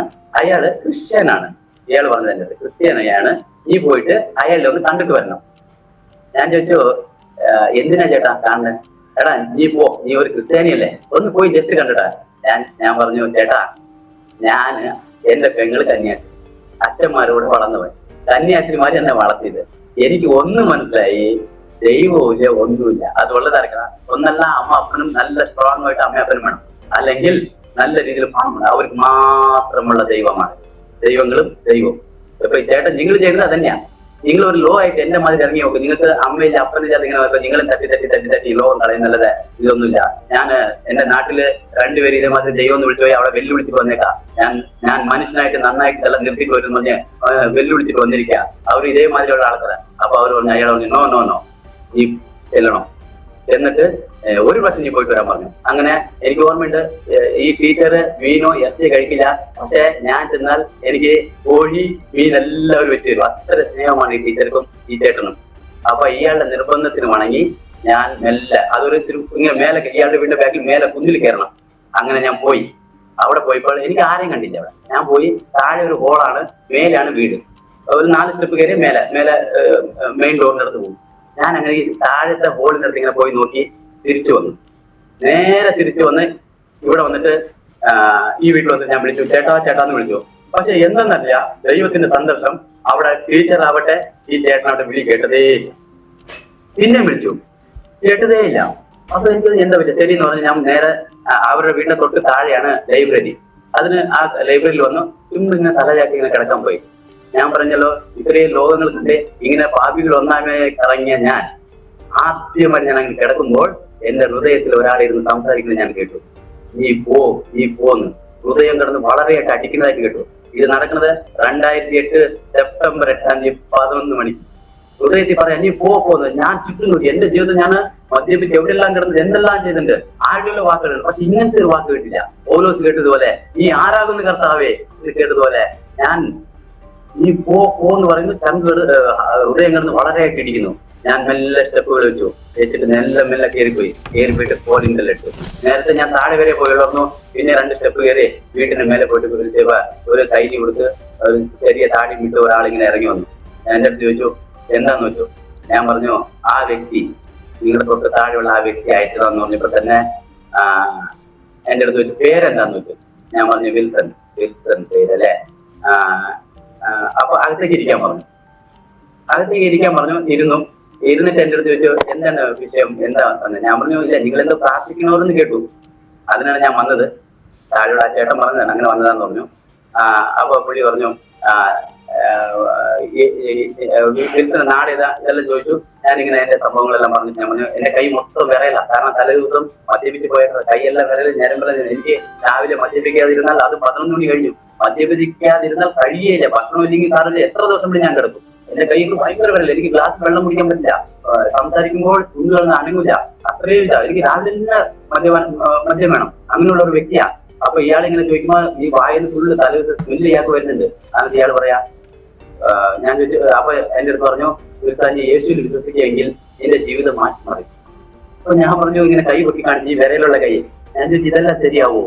അപ്പൊ ഞാൻ പുള്ളിയോട് ഈ സാറിനോട് ഞാൻ പറഞ്ഞു, എന്റെ പെങ്ങളും ഞാൻ വളർന്നു വന്ന രീതിയിൽ എല്ലാം ഞാൻ പറഞ്ഞു ഇങ്ങനെയൊക്കെയാണ്. പക്ഷെ അതൊന്നും എനിക്ക് വിശ്വാസം ഇല്ല. ഈ യേശുവിനെ എന്റെ പാപത്തിന് വേണ്ടി യേശു ക്രിസ്തു വന്നു നീ വിശ്വസിക്കുമെങ്കിൽ ദൈവവചനം പറയുന്നു, ഒരുവൻ ക്രിസ്തുവായാൽ പുതിയ സൃഷ്ടി, പഴയതെല്ലാം കഴിഞ്ഞുപോയി. ഞാൻ കൈ പൊട്ടിട്ട് പറഞ്ഞു, സാറേ ഈ കൈയുടെ വിരൽ മാറുമോ? എന്റെ ജീവിതം ഒരു പുതിയതായിട്ട് മാറുമോ? അപ്പൊ സാറ് പറഞ്ഞു, 100% നീ വിശ്വസിക്കുമെങ്കിൽ അത് നടന്നിരിക്കും. പറഞ്ഞു, ഞാനും ഇങ്ങനെയൊക്കെ ഒരു വിശ്വാസത്തില് ഒരു നിരീശ്വരവാദിയായി തീർന്ന ഒരു വ്യക്തിയാണ്. എന്റെ നാട് ആലപ്പുഴയാണ്. പക്ഷേ യേശുവിൽ വിശ്വസിച്ചപ്പോൾ ഞാൻ ഒരു പുതിയ സൃഷ്ടിയായി മാറി. ഞാൻ ഒരു സ്നേഹമുള്ള ഒരു പിതാവായി മാറി, സ്നേഹമുള്ള ഒരു ഭർത്താവായി മാറി. ഈ മനുഷ്യൻ പറയാൻ കഴിയേ. ഞാൻ ചോദിച്ചു, സാർ എത്ര ചെലവുണ്ട്? കാരണം എനിക്ക് വേണ്ടി നേർച്ചകൾ വഴിപാടുകള് ഞാൻ ഉണ്ടായിരുന്ന മതത്തിൽ തന്നെ ഒത്തിരി പൈസകൾ ചെലവാക്കിയിട്ടുണ്ട്. അപ്പൊ സാർ പറഞ്ഞു, 1 രൂപ ചെലവില്ല. എനിക്ക് വളരെ സന്തോഷം. കാരണം സെന്റ് ആന്റണിക്ക് 22 കവർ തിരികെ എത്തിച്ച വ്യക്തിയാണ് ഞാൻ. അപ്പൊ ഞാൻ 1 രൂപ ചെലവില്ല. എത്രയോ പേര് എനിക്ക് വേണ്ടി പണം എത്രയോ ചെലവാക്കി എന്റെ ഒരു നല്ലതിന് വേണ്ടി വെച്ച് അതാണ്. ഈ ഒരു വചനത്തെ ഞാൻ വിശ്വസിക്കുമെങ്കിൽ ഈ ഒരു പുതിയ സൃഷ്ടിയായി മാറും. എന്റെ ജീവിതത്തെ മാറ്റിമറിയുമെന്ന് പറഞ്ഞു. അപ്പൊ ഞാൻ പറഞ്ഞു, ശരി സാർ, ഞാൻ എന്താ ചെയ്യട്ടെ? ഈ മുട്ടുമണിക്ക് യേശുവിനോട് പറഞ്ഞു, ഈ ചെയ്ത എല്ലാ പാപങ്ങൾക്കും യേശു ക്രിസ്തു ഈ ഭൂമിയിൽ വന്നെന്നും എന്റെ പാപങ്ങൾക്കും ശാപത്തിന് വിളിക്കാൻ യേശു വിശ്വസിക്കണമെന്ന് പറഞ്ഞു. അപ്പോൾ ഞാൻ പറഞ്ഞു, ഞാൻ വിശ്വസിക്കാം. ഞാൻ അങ്ങനെ മുട്ടുമടക്കി ഈ സാർ എനിക്ക് പ്രാർത്ഥിച്ചു. എന്നിട്ട് പ്രാർത്ഥിച്ചു പറഞ്ഞു, ഇനി ഇടയ്ക്ക് ഞാൻ വിളിക്കാം, ഇനി കാസർഗോഡ് വരുമ്പോൾ ഇവിടെ വരണമെന്ന് പറഞ്ഞു. അങ്ങനെ ഞാൻ നേരെ പറഞ്ഞ ആ ചേട്ടൻ്റെ അടുത്ത് പോയി ഭക്ഷണം കഴിച്ച് എന്നെ 1 മണിന്ന് വയനാട്ടിലേക്ക് കയറ്റി വിട്ടു. ഞാൻ വയനാട്ടിലേക്ക് പോയി. വയനാട്ടിൽ പക്ഷെ എനിക്കൊരു സന്തോഷം ഒരു ഇത് കിട്ടി. വയനാട്ടിൽ പോയി അവിടെ എന്റെ അളിയുടെ തൊട്ട് വീടിന്റെ അടുത്ത് കല്യാണം നടന്നുകൊണ്ടിരിക്കുകയായിരുന്നു. അവിടെ ഞാനിലൊക്കെ ആയിരുന്നു. അപ്പോളെ ഞാൻ എന്ത് ചെയ്തു, അതിലും അടിയിട്ടായി വീടും സത്യം പറഞ്ഞ. അപ്പോൾ പിറ്റേ ദിവസം എന്റെ പെങ്ങളെല്ലാം ഒത്തിരി കരഞ്ഞു പറഞ്ഞു, അയ്യോ നീ ഒരു ഇങ്ങനെ ആയിപ്പോയില്ല, എന്നെ നിങ്ങൾ നീ പ്രതീക്ഷിക്കേണ്ട. കാരണം ഞാനിപ്പോ ഇങ്ങനെ യേശു ഞാൻ ഇങ്ങനെ കേട്ടിട്ടുണ്ട്, പക്ഷെ എന്നെ പ്രതീക്ഷ. പക്ഷെ ഈ സാർ വിളിച്ചിട്ടേ, രണ്ടാമത് വിളിച്ചിട്ട് ഈ കാസർഗോഡ് വന്നു. അങ്ങനെ ഞാൻ ചെന്ന് സാറ് കുറച്ച് ദിവസം ഞാൻ റൂമിൽ താമസിച്ചു. ഈ മനുഷ്യൻ ഷിപ്പിൽ കയറിപ്പോയി. ഞാൻ അങ്ങനെ താമസിപ്പിച്ചു. അങ്ങനെ ഓരോരോ വചനങ്ങൾ പറഞ്ഞു തരാൻ ഇടയായി. ഞാൻ ഇതെല്ലാം കേട്ടപ്പോൾ എനിക്ക് തോന്നി ഇത് ജീവനുള്ള ദൈവമാണല്ലോ. അങ്ങനെ ആദ്യമായിട്ട് ഒരു ഉപവാസ പ്രാർത്ഥന, വെള്ളിയാഴ്ച ഉപവാസ പ്രാർത്ഥന എന്നെ കൂട്ടിക്കൊണ്ട് പോകും ഈ സാറ്. അവിടെ പോയപ്പോൾ അനേക സഹോദരന്മാർ എനിക്ക് വേണ്ടി ഇരുന്ന് പ്രാർത്ഥിക്കുന്നു. ഞാൻ സത്യം പറഞ്ഞ പെന്തിക്കോസ്തിക്ക് ഏറ്റവും വലിയൊരു വിരോധിയായിരുന്നു. കാരണം ഞാൻ പറഞ്ഞല്ലോ 10-30 പാസ്റ്റർമാരെ ഞാൻ നിർത്തി പൊരിച്ചവനാ. ഇന്ന് പറയാം ഞാൻ എന്റെ നാട്ടില്. ഇന്നല്ല, ഇപ്പൊ ഞാൻ ഈ കാസർഗോഡ് ഇരിക്കുമ്പോൾ ഈ കാഞ്ഞങ്ങാടിലുള്ള മെയിൻ IPC പാസ്റ്റർ ജെയിംസ് പാസ്റ്ററെ ഞാൻ പേടിപ്പിച്ച് വെക്കുക ഈ കല്യാണത്തിന്റെ ബന്ധത്തില്. ഞാൻ പറഞ്ഞത് ആ പാസ്റ്റർ ഇവിടെ ഉണ്ട്, എല്ലാവർക്കും ഞാൻ വലിയ പ്രിയങ്കരനാണ്. എങ്കിലും ഞാൻ പറഞ്ഞത് അങ്ങനെയുള്ള ഒരു വ്യക്തിയായിരുന്നു. പക്ഷെ അങ്ങനെ ഞാൻ ഈ സാറിലൂടെ ആദ്യമായി പോയപ്പോൾ എന്റെ അടുത്തുള്ളവരെല്ലാം ഇരുന്ന് എനിക്ക് വേണ്ടി ഇരുന്ന് കരഞ്ഞി സാധിച്ചു. ഞാനൊരു പ്രത്യേക ഒരു അനുഭവത്തിലേക്കായി. അങ്ങനെ ഞാൻ ചിന്തിച്ചു ഇത് നല്ലൊരു ഇതാണ്. അങ്ങനെ ഞായറാഴ്ച ഒരു ദിവസം എന്നെ കൊണ്ടുപോയിട്ട് ഞാൻ കൂടിപ്പോയി 3/4 മണിക്കൂറാണ് കുർബാനയ്ക്ക് പോയിട്ടുള്ളൂ. ഇത് 3 മണിക്കൂർ 3.5 മണിക്കൂർ ഞാൻ ഇരുന്നു, കഷ്ടപ്പെട്ടിരുന്നു, തിരിഞ്ഞും തെരിഞ്ഞും എല്ലാം ഇരുന്നു. ഒരു കുഴപ്പമില്ല, എങ്കിലും ഇത്ര നേരം ഇരിക്കുന്നേ കൊണ്ട് കഴിയില്ല. കാരണം ഒരു 1/2 മണിക്കൂർ 1 മണിക്കൂർ എനിക്ക്. അങ്ങനെ ഞാൻ എന്ത് ചെയ്തു, നേരെ റൂമിലേക്ക് വന്ന് കർണാടകയിലേക്ക് വിളിച്ചു. ഞാൻ ജോലി ചെയ്യുന്ന സ്ഥലത്തേക്ക് വിളിച്ചു പറഞ്ഞു, ഞാൻ ഉടനെ അടുത്ത ബുധനാഴ്ച എനിക്ക് റൂം അവിടെ നോക്കാം, അടുത്ത ബുധനാഴ്ച കുറച്ച് ഹിന്ദിക്കാരായിട്ട് വരാം, അവിടെ പണിയെടുക്കാനായിട്ട് വരാം. എനിക്കൊന്നും മനസ്സിലായി, ഇത് നല്ല കാര്യമാണ്. പക്ഷെ എന്നെ കൊണ്ട് സാധിക്കില്ല. കാരണം എന്താന്ന് പറഞ്ഞാൽ ഇത് ഒരു പറഞ്ഞത് ശരിയാ, യേശു വിടുവിക്കും, ഇതെല്ലാം പറഞ്ഞത് ശരിയെങ്കിലും എന്നെ കൊണ്ട് ഇത് സാധിക്കില്ല. കാരണം ഇത്ര അടിമപ്പെട്ട ഒരു വ്യക്തിയെ എന്നെ കൊണ്ട് സാധിക്കില്ല എന്ന് പറഞ്ഞോ. ഞാൻ എന്ത് ചെയ്തു, ആ ഒരു ഞായറാഴ്ച, അത് കഴിഞ്ഞ് വെള്ളിയാഴ്ച പോയി, പിന്നെ ഞായറാഴ്ച ഞാൻ മദ്യപിച്ചു കിടന്നു. അന്നിങ്ങനെ ഈ സാറെല്ലാം പിന്നെ കടന്നു വരാൻ ഇടയായി. വന്ന് എന്നെ പറഞ്ഞു, ഇനി അടുത്ത ആഴ്ച നീ വരണം, ചർച്ചിൽ വന്നേ പറ്റുള്ളൂ എന്നൊക്കെ പറഞ്ഞു. അടുത്ത ബുധനാഴ്ചയാണ് ഞാൻ അവിടെ എല്ലാം ഏർപ്പാട് ചെയ്ത് വെച്ചത്. അപ്പൊ എനിക്ക് തോന്നി ഇത്ര സ്നേഹമുള്ള ഒരു വ്യക്തിയല്ലേ ഞാൻ ഇവിടെ കാസർഗോഡ് വന്നിട്ട് ഒരു ഭക്ഷണം തന്നു, യേശുവിനെ ഇങ്ങനെ പറയുന്നു, എനിക്കൊരു പ്രാർത്ഥിക്കുന്നു, എന്തായാലും ഈ ഒരു ഞായറാഴ്ച കൂടി പോകാം എന്ന് ഞാൻ പോയി ലാസ്റ്റ് പോയി ഇരുന്നു. ഞാൻ എന്തെല്ലാം മനസ്സിൽ നിരൂപിച്ചിരുന്നു. കർണാടകയിലേക്ക് ബുധനാഴ്ച ജോലിക്ക് പോകാൻ വേണ്ടി അവിടെ റൂം എടുക്കാൻ വേണ്ടി എല്ലാം പറഞ്ഞ് ഒരു കത്തോലിക്ക സഹോദരനോട് പറഞ്ഞ് എല്ലാം റെഡിയാക്കി വെച്ചിരിക്കാം, ഈ ഞായറാഴ്ച കഴിഞ്ഞിട്ട് പോകണം. പക്ഷേ ഒരു ദൈവദാസൻ ഇരുന്ന് അവിടെ ശുശ്രൂഷിച്ചു. അതേ ചർച്ചിലെ ദൈവദാസൻ, നീ പോകരുത്, ഒറ്റ വാക്ക്. എന്റെ ചങ്ക് ഇവിടെ ഹൃദയം പറഞ്ഞു എന്ന് ഞാൻ വിചാരിച്ചു പോയി. ഞാൻ എന്തെല്ലാം ചെയ്ത് പറഞ്ഞു, ഈ കർത്താവിന് വേണ്ടി നിൽക്കണമെന്ന് പറഞ്ഞു. അപ്പൊ എനിക്ക് മനസ്സിലായി, എനിക്ക് ഇതിന് ഒളിച്ചോട്ട സാധ്യമേ അല്ല, ഇത് ജീവനുള്ള ദൈവമാണ്. ഇത് തന്നെയാണ് ഒരുവൻ ക്രിസ്തുവായാൽ പുതിയ സൃഷ്ടി. ഞാൻ 3 മണിക്ക് പറഞ്ഞു, ഇല്ല എനിക്ക് യേശുവിനെ വേണമെന്ന് പറഞ്ഞു. അങ്ങനെ യേശുവിനെ കർത്താവ് രക്ഷിതമായി സ്വീകരിച്ചപ്പോൾ ഞാൻ പറഞ്ഞല്ലോ, ഞാൻ ആ നാടുകൾ ചുറ്റിക്കൊണ്ടിരുന്ന സമയത്ത് എനിക്ക് പരിചയപ്പെട്ട എഞ്ചിനീയർമാരുണ്ട്, ഡോക്ടർമാരുണ്ട്, പാവപ്പെട്ടവരുണ്ട്, പിച്ചക്കാരുണ്ട്, ഇങ്ങനെ ഒത്തിരി ഉണ്ട്. അതില് ആന്ധ്രയിൽ നിന്ന് പരിചയപ്പെട്ട ഒരാളാണ് ഞാൻ. ആ സഹോദരനെ കൂട്ടി ഞാൻ ആന്ധ്രയിൽ എന്റെ പെങ്ങളെ കാണാനായിട്ടൊക്കെ പോയിട്ടുണ്ട്. അവിടെ കന്യാസ്ത്രീയായിരുന്നു. ഞാൻ പറഞ്ഞല്ലോ, കൊച്ചു പെങ്ങൾ പഠിച്ച് അവൾ കന്യാസ്ത്രീയായി മാറി ആന്ധ്രയിലായിരുന്നു. അപ്പോൾ വേണുഗോപാൽ റാവു എന്ന് പറഞ്ഞ ഒരു ഹിന്ദു സഹോദരൻ, അവൻ എഞ്ചിനീയറാണ്. ഞാൻ ബാംഗ്ലൂരിൽ പണിയെടുക്കുന്നു. ഞങ്ങൾ ഒരുമിച്ച് പണിയെടുത്തു, ഈ ഇലക്ട്രിക്കലിന്റെ പണി ഒരുമിച്ചെടുത്തു. വളരെ സൗഹൃദം ഞങ്ങൾ സ്ഥാപിക്കാനിടയായി. അങ്ങനെ ഇരിക്കുമ്പോഴാണ് അവന്റെ വിവാഹം നടന്നു. അവന് ഒത്തിരി സ്ത്രീധനം കിട്ടി. പക്ഷെ ആ സ്ത്രീധനെല്ലാം അവൻ നശിപ്പിച്ച് കുടിച്ചു കൂട്ടി. കാരണം ഞങ്ങളുടെ ഫ്രണ്ട്ഷിപ്പ് തന്നെയാണ്, അല്ലാതെ ഫ്രണ്ട്ഷിപ്പ് എന്ന് പറഞ്ഞാൽ ഹൃദയമായ ഫ്രണ്ട്ഷിപ്പ് ഈ മദ്യപാനത്തിന് വേണ്ടിയുള്ളതാണ്. അങ്ങനെ ഇതെല്ലാം തീർന്ന സമയത്ത് ഞാൻ ഇവിടെ കാസർഗോഡ് നിന്ന് രക്ഷിക്കപ്പെട്ടപ്പോൾ അവന്റെ ഒരു ഫോൺ കോൾ വരാനൊക്കെ ഇടയായി. അവൻ പറഞ്ഞു, വിൽസൺ നീ എവിടെയാണ്? എനിക്ക് ഒരു കുഞ്ഞ് ജനിച്ചു, പക്ഷെ എനിക്ക് പോകാൻ പറ്റത്തില്ല, കാരണം ഞങ്ങള് റെഡ്ഡീസ് ആണ്. അപ്പോൾ അവർ എത്ര സ്വത്ത്, എന്റെ കഴുത്തിലുള്ള മാല, എന്റെ മോതിരങ്ങൾ എല്ലാം വിറ്റുപോയി. എനിക്ക് ഇതൊന്നുമില്ലാതെ ആ കുഞ്ഞിനെ കാണാൻ പറ്റില്ല. മാത്രമല്ല കുഞ്ഞിന് പേരിടൽ ചടങ്ങാണ്, കുഞ്ഞിന് ഞാൻ അരിഞ്ഞാണും, പിന്നെ മാല, മോതിരം ഇതെല്ലാം കൊണ്ടുപോകണം. ഞാൻ പിതാവാണ്, ഞങ്ങളുടെ ഇതിൽ അങ്ങനെയാണ് ഉള്ളത്. അതുകൊണ്ട് നീ എവിടെയുണ്ട്? എനിക്കറിയാം, നീ എവിടെ ആയാലും ജോലിക്കാരെ വെച്ച് പണിയെടുക്കും, ഇഷ്ടംപോലെ പൈസ ഉണ്ടാവും, എന്നെ നീ സഹായിച്ചേ മതിയുള്ളൂ. അപ്പൊ ഞാൻ പറഞ്ഞു, ഇല്ല എനിക്ക് പറ്റത്തില്ല. കാരണം എന്താ പറഞ്ഞാൽ ഞാനിപ്പോ ബൈബിളും പിടിച്ചുകൊണ്ട് നടക്കാൻ തോന്നും. അപ്പൊ അവൻ പറഞ്ഞു, എടാ അതൊക്കെ ഒരു ചുമ്മയാണ്, ഞാൻ ഏതായാലും നിന്റെ അടുത്ത് ഞാൻ വരുന്നു പറഞ്ഞ് അവൻ ബാംഗ്ലൂരിൽ നിന്ന് ക്ലാസ്സുകൾ വരാൻ ഇടയായി. ആ സമയത്താണ് എനിക്ക് സ്നാനത്തിന്റെ ക്ലാസ്സുകൾ നടന്നുകൊണ്ടിരിക്കുക. സ്നാനത്തിന്റെ ക്ലാസ്സുകൾ നടന്നുകൊണ്ടിരിക്കുമ്പോൾ ഈ വേണു വന്ന് എന്റെ കൂടെ ഇരിക്കും. പിന്നെ ഒരു ദീപു എന്ന് പറഞ്ഞാൽ ഈ സാറിന്റെ പെങ്ങട മോൻ, ഞാൻ പറഞ്ഞില്ല എനിക്ക് സുശേഷം പറഞ്ഞ സാറിന്റെ പെങ്ങട മോനും ഞാനും ഈ 3 പേര് ഞങ്ങൾ വൈകുന്നേരം പോയിരിക്കും. അപ്പൊ ഈ ദൈവദാസൻ ഇംഗ്ലീഷ് മിക്സ് ആയിട്ട് ക്ലാസ്സുകൾ എടുക്കും. കാരണം എന്താ പറഞ്ഞാൽ ഈ വീടിന് കുറച്ച് മനസ്സിലാവട്ടെ. അവൻ നല്ല ബുദ്ധിമാനാണ്, കാരണം എഞ്ചിനീയർ ആണല്ലോ. അപ്പൊ അങ്ങനെയൊക്കെ ക്ലാസ്സുകൾ എടുത്ത് ഞാൻ 2009 ഫെബ്രുവരി മാസം 8-ാം തീയതി ഞങ്ങളുടെ ഇവിടെ ചന്ദ്രഗിരി പുഴ എന്ന് പറഞ്ഞ പുഴയില് ഞാനും ഈ ദീപു എന്ന് പറഞ്ഞ സഹോദരനും സ്നാനപ്പെടാനായിട്ട് പോയി. ആദ്യം ദീപു എന്ന് പറഞ്ഞ സഹോദരൻ സ്ഥാനപ്പെട്ടു, രണ്ടാമത് ഞാൻ സ്ഥാനപ്പെട്ട് കയറി വന്നപ്പോൾ ഈ വേണുഗോപാൽ റാവു എന്റെ കയ്യിൽ കയറി പിടിച്ചിട്ട് പറഞ്ഞു, വിൽസൺ എനിക്ക് സ്ഥാനപ്പെടണം. ഞാൻ ചോദിച്ചു, വേണു നീ സ്ഥാനപ്പെടാൻ പോകുന്ന? എടാ നിന്റെ ജീവിതത്തിൽ ഇത്രയും മാറ്റം വരുത്തിയെങ്കിൽ ഇത് ജീവനുള്ള ദൈവം തന്നെയാന്ന് പറഞ്ഞു. അപ്പൊ ഞാൻ പറഞ്ഞു, വേണു അങ്ങനെ അപ്പൊ പാസ്റ്ററോടെ പ്രാർത്ഥിച്ച് അവസാനിപ്പിക്കുമ്പോ ഞാൻ പറഞ്ഞു, പാസ്റ്ററെ അവസാനിപ്പിക്കല്ലേ? അപ്പൊ ഈ വേണു പറഞ്ഞു, ഇല്ലടാ ഈ യേശു ജീവനുള്ള ദൈവം തന്നെയാണ്, ഇല്ലെങ്കിൽ എനിക്കിങ്ങനെ മാറ്റം വരാൻ സാധ്യമേ അല്ലെന്നോ. ഈ 6 മാസം നീ മദ്യപിച്ചിട്ടില്ല, ഈ 6 മാസം നീ പ്രാർത്ഥിക്കുന്നു, ഇത് ജീവനുള്ള ദൈവമായതുകൊണ്ടാണ്. അപ്പൊ ഞാൻ ഓർത്തു, ഒരുവൻ ക്രിസ്തുവായാലും അവൻ പുതിയ സൃഷ്ടി, പഴയതെല്ലാം കഴിഞ്ഞു പോയി. അങ്ങനെ ഞാൻ ഈ എന്റെ ഷർട്ട്, ഞാൻ അതേ ഷർട്ട് അവൻ ഊരി കൊടുത്തു. ഞാൻ ഷർട്ട് അവൻ അതിൽ പോയി സ്ഥാനപ്പെട്ടിട്ട് കയറി വന്നു. ഇന്ന് സന്തോഷമായിട്ട് അവൻ ജീവിക്കും. രണ്ടാമത് ഞാൻ പറഞ്ഞത്, എന്റെ പപ്പ വിസിറ്റർ മാത്രമാണ്. എന്റെ പെങ്ങൾ പഠിച്ചു വിട്ട് അവള് കന്യാസിയായി. അവൾക്ക് അറിയുന്ന ഒത്തിരി സ്ഥലങ്ങൾ എന്നെ വിട്ടു, പക്ഷെ അവിടെ ഒന്നും മാറ്റം വന്നില്ല. അവളെന്നെ ഞാനാന്ന് വിളിക്കുന്നത്, എന്റെ ഇള സഹോദരി ഞാനാന്ന് വിളിക്കും വളരെ സ്നേഹത്തോടെ. പക്ഷെ എന്റെ ഞാൻ ഒരിക്കലും മാറ്റം വരുത്താൻ അവളും വിധി എഴുതി പോയി. കാരണം അവൾക്ക് അറിയുന്ന എല്ലാവരുടെ വിട്ടുപോയി. എന്റെ ഞാനിനെ ഒന്ന് രക്ഷിക്കൂ. എല്ലാവരും പറഞ്ഞില്ല, ഈ ജീവിനെ രക്ഷിക്കാൻ സാധ്യമേ അല്ല. അങ്ങനെ എന്റെ പപ്പനെ ഇവിടെ തന്നെ കൊണ്ടുപോയി ഒരു വൃത്തമന്ദിരത്തിൽ, അച്ഛന്മാരെ നോക്കുന്ന ഒരു വൃത്തമന്ദിരത്തിൽ ഒന്ന് ഏൽപ്പിച്ചിരുന്നു. കാരണം എനിക്ക് നോക്കാൻ പറ്റും, ഞാനിങ്ങനെ ആയിപ്പോയി, എന്റെ ജീവിതം ഇങ്ങനെ ആയിപ്പോയി. അപ്പോൾ അങ്ങനെ ഇരിക്കുന്ന സമയത്താണ് 2009 ഓഗസ്റ്റ് 15 എന്റെ വിവാഹം നടക്കുന്നു. മനുഷ്യർ അസാധ്യമെന്ന് പറഞ്ഞു, ഡോക്ടർമാർ അസാധ്യമെന്ന് പറഞ്ഞു, മദ്യപാനം നിർത്തിയാൽ നീ മരിക്കും, തളർന്നു പോകുന്നു പറഞ്ഞു. ഇന്ന് 16-ാമത്തെ വർഷമാണ്. ഈ എന്റെ സഹോദരന്മാരെ തന്നെ പറഞ്ഞിട്ട്, എന്റെ കൂട്ടുകാരെന്നെ പറഞ്ഞിട്ട് എന്നോട്, ഈ വിവാഹം ഒരിക്കലും കഴിക്കരുത്, അഥവാ നീ വിവാഹം കഴിച്ചാലും ചലഞ്ച് ചെയ്ത് പറഞ്ഞിട്ട് 3 മാസമേ ഒരു പെണ്ണ് നിന്റെ കൂടെ ജീവിക്കുള്ളൂ എന്ന് പറഞ്ഞു. ഇന്ന് 15 വർഷം കഴിയാറായി. ഞാൻ പറഞ്ഞു തന്നത്, അങ്ങനെ എന്റെ പപ്പ അവിടെ ഉത്തമന്ദിരത്തിലുള്ള സമയത്ത് എന്റെ വിവാഹം, ഞാൻ ഓഗസ്റ്റ് 15 2009 വിവാഹം കഴിഞ്ഞ്, ഞങ്ങളുടെ വിവാഹം കഴിഞ്ഞു.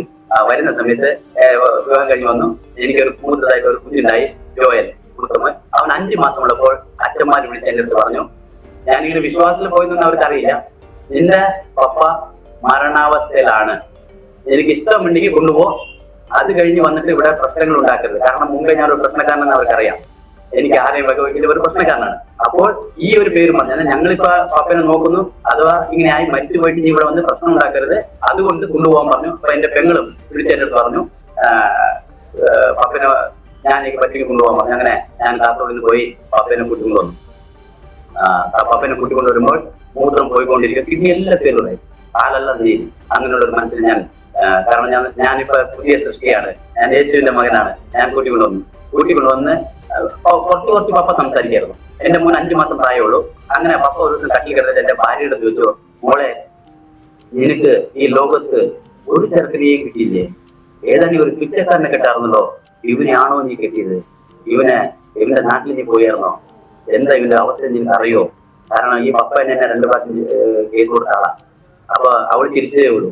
അങ്ങനെ ഞാൻ പറഞ്ഞല്ലോ, ഇപ്പോൾ ഞാൻ കുറച്ച് വർഷാപ്പിൽ ജോലി ചെയ്യും, പിന്നെയാണ് ഞാൻ സുവിശേഷ പ്രവർത്തനം ചെയ്യുന്നത്. അങ്ങനെ ഞാൻ വർഷാപ്പിൽ ജോലി ചെയ്ത് ഇങ്ങനെ വരുമ്പോൾ ഇവിടെ ബെഡ്ഷീറ്റെല്ലാം കഴുകി എന്റെ ഭാര്യ വളരെ ക്ഷീണിതയായിരിക്കും, എന്റെ മോൻ കരച്ചിലായിരിക്കും. അപ്പൊ ഞാൻ എന്ത് ചെയ്യും, എന്ന് വരുമ്പോഴും ഇവനെ തോളത്തിട്ട് ഒരു 2-3 പാട്ടിന്റെ വരികളൊക്കെ പാടുമ്പോൾ ഇവൻ ഉറങ്ങും, പിന്നെ ഞാൻ കൊണ്ടേക്ക് എടുത്തു. അങ്ങനെ ആയിരുന്നു എന്റെ ശീലം. അപ്പൊ പപ്പ ചിലപ്പോൾ ഞാൻ പറയും, അപ്പൊ സുഖമാണോ നിങ്ങൾ ചോദിക്കും, അല്ലെങ്കിൽ എന്തായാലും വീണ്ടും അങ്ങനെ കിടക്കായിരുന്നു ഒരു റൂമിൽ തന്നെയാണ്. അപ്പൊ അവിടെ മൂത്രവും എല്ലാം പോകും, അതെല്ലാം ക്ലീൻ ആക്കും, ഇതന്നെയാണെന്ന് ചോദിക്കും. അങ്ങനെ ഇരിക്കുമ്പോൾ ഒരു ദിവസം ഞാൻ വൈകുന്നേരം വന്നു, ഇവൻ ഭയങ്കര കരച്ചില് എന്റെ മോൻ. അങ്ങനെ ഞാൻ തോളത്തിട്ട് പാട്ട് പാടി, യേശു എന്നെ അടിസ്ഥാനം ആശ്രയം അവനെല്ലാം ഇങ്ങനെ പാട്ട് പാടി 2-3 വരി പാടിയപ്പോഴേക്കും കൊച്ചുറങ്ങിയപ്പോ ഞാൻ കൊണ്ടേക്ക് കിടത്തി, ബെഡ്റൂമിൽ കൊണ്ടേക്ക് കിടത്തിയപ്പോൾ ഉള്ളറിയുന്ന ഒരു സൗണ്ട്. എന്റെ അടുത്ത് ചോദിച്ചു, മോനെ ആ പാട്ട് എന്തുകൊണ്ട് നിർത്തി, 1 പാടാൻ പറഞ്ഞു. ഞാൻ ചോദിച്ചു, പാരമ്പര്യത്തിൽ 1 നമ്പറായ ലോറൻസ് പറയുന്നത് പുത്തൻ വീട്ടിൽ, കാരണം കൊല്ലത്തുള്ള പുത്തൻ വീട്ടിൽ എന്ന് പറഞ്ഞാൽ വലിയൊരു സാഹിബിന്റെ വീട്ടിൽ ജനിച്ച ഒരു മനുഷ്യൻ, ഒരിക്കലും പാരമ്പര്യം വിട്ട് കളിക്കുകയില്ല. ആ മനുഷ്യൻ പറയാണ്, മോനെ ആ പാട്ട്. ഞാൻ ചെന്ന് പപ്പ അവ പറഞ്ഞു, മോൻ 1 പാടണം. 25 വർഷം മുമ്പ് മംഗലാപുരത്ത് വെച്ച് ഞാൻ ഈ സുവിശേഷം കേട്ടിരുന്നു, അന്നേ വിശ്വസിച്ചെങ്കിൽ നിന്നെ മാറ്റിയ യേശു. എന്റെ പപ്പ പറഞ്ഞു, പിറ്റേ ദിവസം പാസ്റ്റർമാരെ ദേവദാസന്മാരെ വിളിച്ച് യേശുവിനെ കർത്താവ് വിളിച്ച് നമ്മൾ സ്വീകരിക്കാനായിട്ട് എഴുതി. അത് കഴിഞ്ഞ് അത് കഴിഞ്ഞ് മറ്റു മരണാസനത്തിൽ കിടന്നു. ഈ ഞാൻ പറഞ്ഞ എന്നെ വളർത്തിയ സിസ്റ്റർമാരെല്ലാം വന്നു. റോൻസിയളമ്മ, സിസ്റ്റർ ലിലി തോമസ്, എന്റെ അമ്മാവന്മാര്, എന്റെ പെങ്ങള് കന്യാസ്ത്രീ എല്ലാം വന്ന് കാണാൻ വേണ്ടി വന്നതാ. പക്ഷെ അന്ന് തന്നെ പപ്പ മരിച്ചു. ഈ കാസർഗോഡില് മറ്റ് ഈ ശുശ്രൂഷയില് ഇവരെല്ലാവരും ഉണ്ടായിരുന്നു. അതില് ഞാൻ ഇന്ന് ഓർക്കുന്നു, റോൻസിയളമ്മ പറഞ്ഞ ഇവരുടെ ഏറ്റവും ഹെഡായ മദർ പറഞ്ഞ ഒരു വാക്ക് എന്റെ അടുത്ത് പറഞ്ഞു, ഞങ്ങൾ വിചാരിച്ച് വിൽസൺ നശിച്ചു പോയിന്ന്. ഇവിടെ നടന്ന എല്ലാ ശുശ്രൂഷകളും വചന പ്രകാരമാണ്. ഓരോരോ പാട്ട് പാടും അവർ കേട്ടു.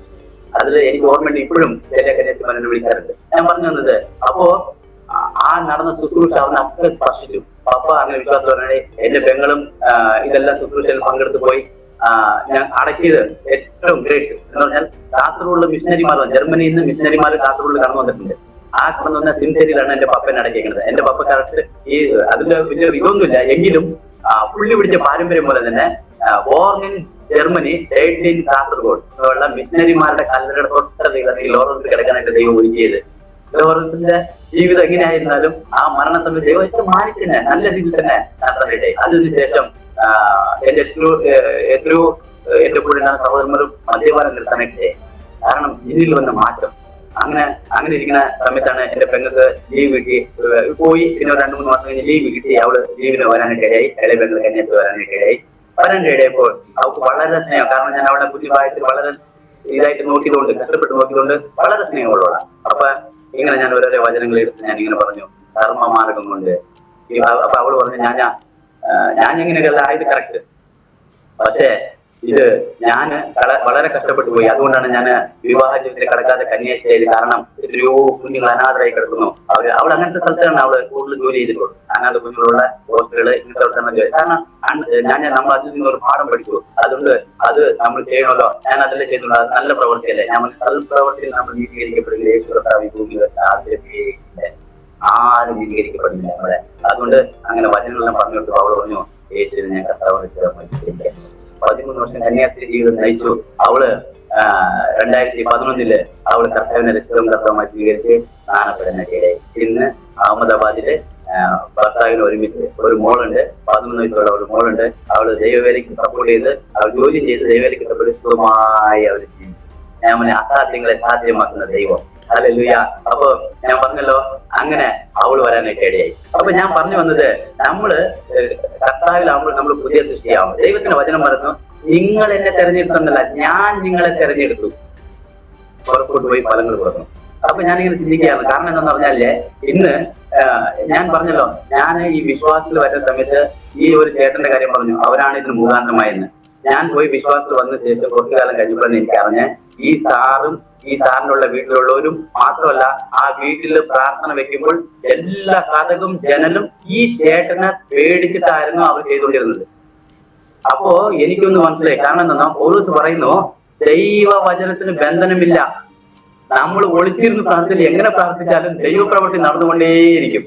ഈ മനുഷ്യനെ, ഈ ചേട്ടൻ ഞാൻ പറഞ്ഞ ഈ ലൈബ്രറി നടത്തുന്ന ഈ മനുഷ്യനെ പേടിച്ചുകൊണ്ടാണ് ഇവർ പ്രാർത്ഥിച്ചുകൊണ്ടിരുന്നത്. പക്ഷേ ഈ പ്രാർത്ഥനയെല്ലാം ആ മനുഷ്യൻ കേട്ടുകൊണ്ടിരുന്നു. ആ മനുഷ്യൻ പറയാ, നീ അവിടെ പോടാ, എന്റെ അടുത്ത് പറയാ, നീ അവിടെ പോയിട്ട് നീ രക്ഷ പ്രാപിക്കും. ഞാൻ പറഞ്ഞു വന്നത്, നമ്മൾ എത്ര ഒളിച്ചിരുന്ന് എന്തെല്ലാം ചെയ്താലും നമ്മൾ വിളിച്ചിട്ടുള്ളവരാണ് നിശ്ചയമായും അത് ഈ നമ്മുടെ ലോകത്തിലെ പ്രകാശമാണ്.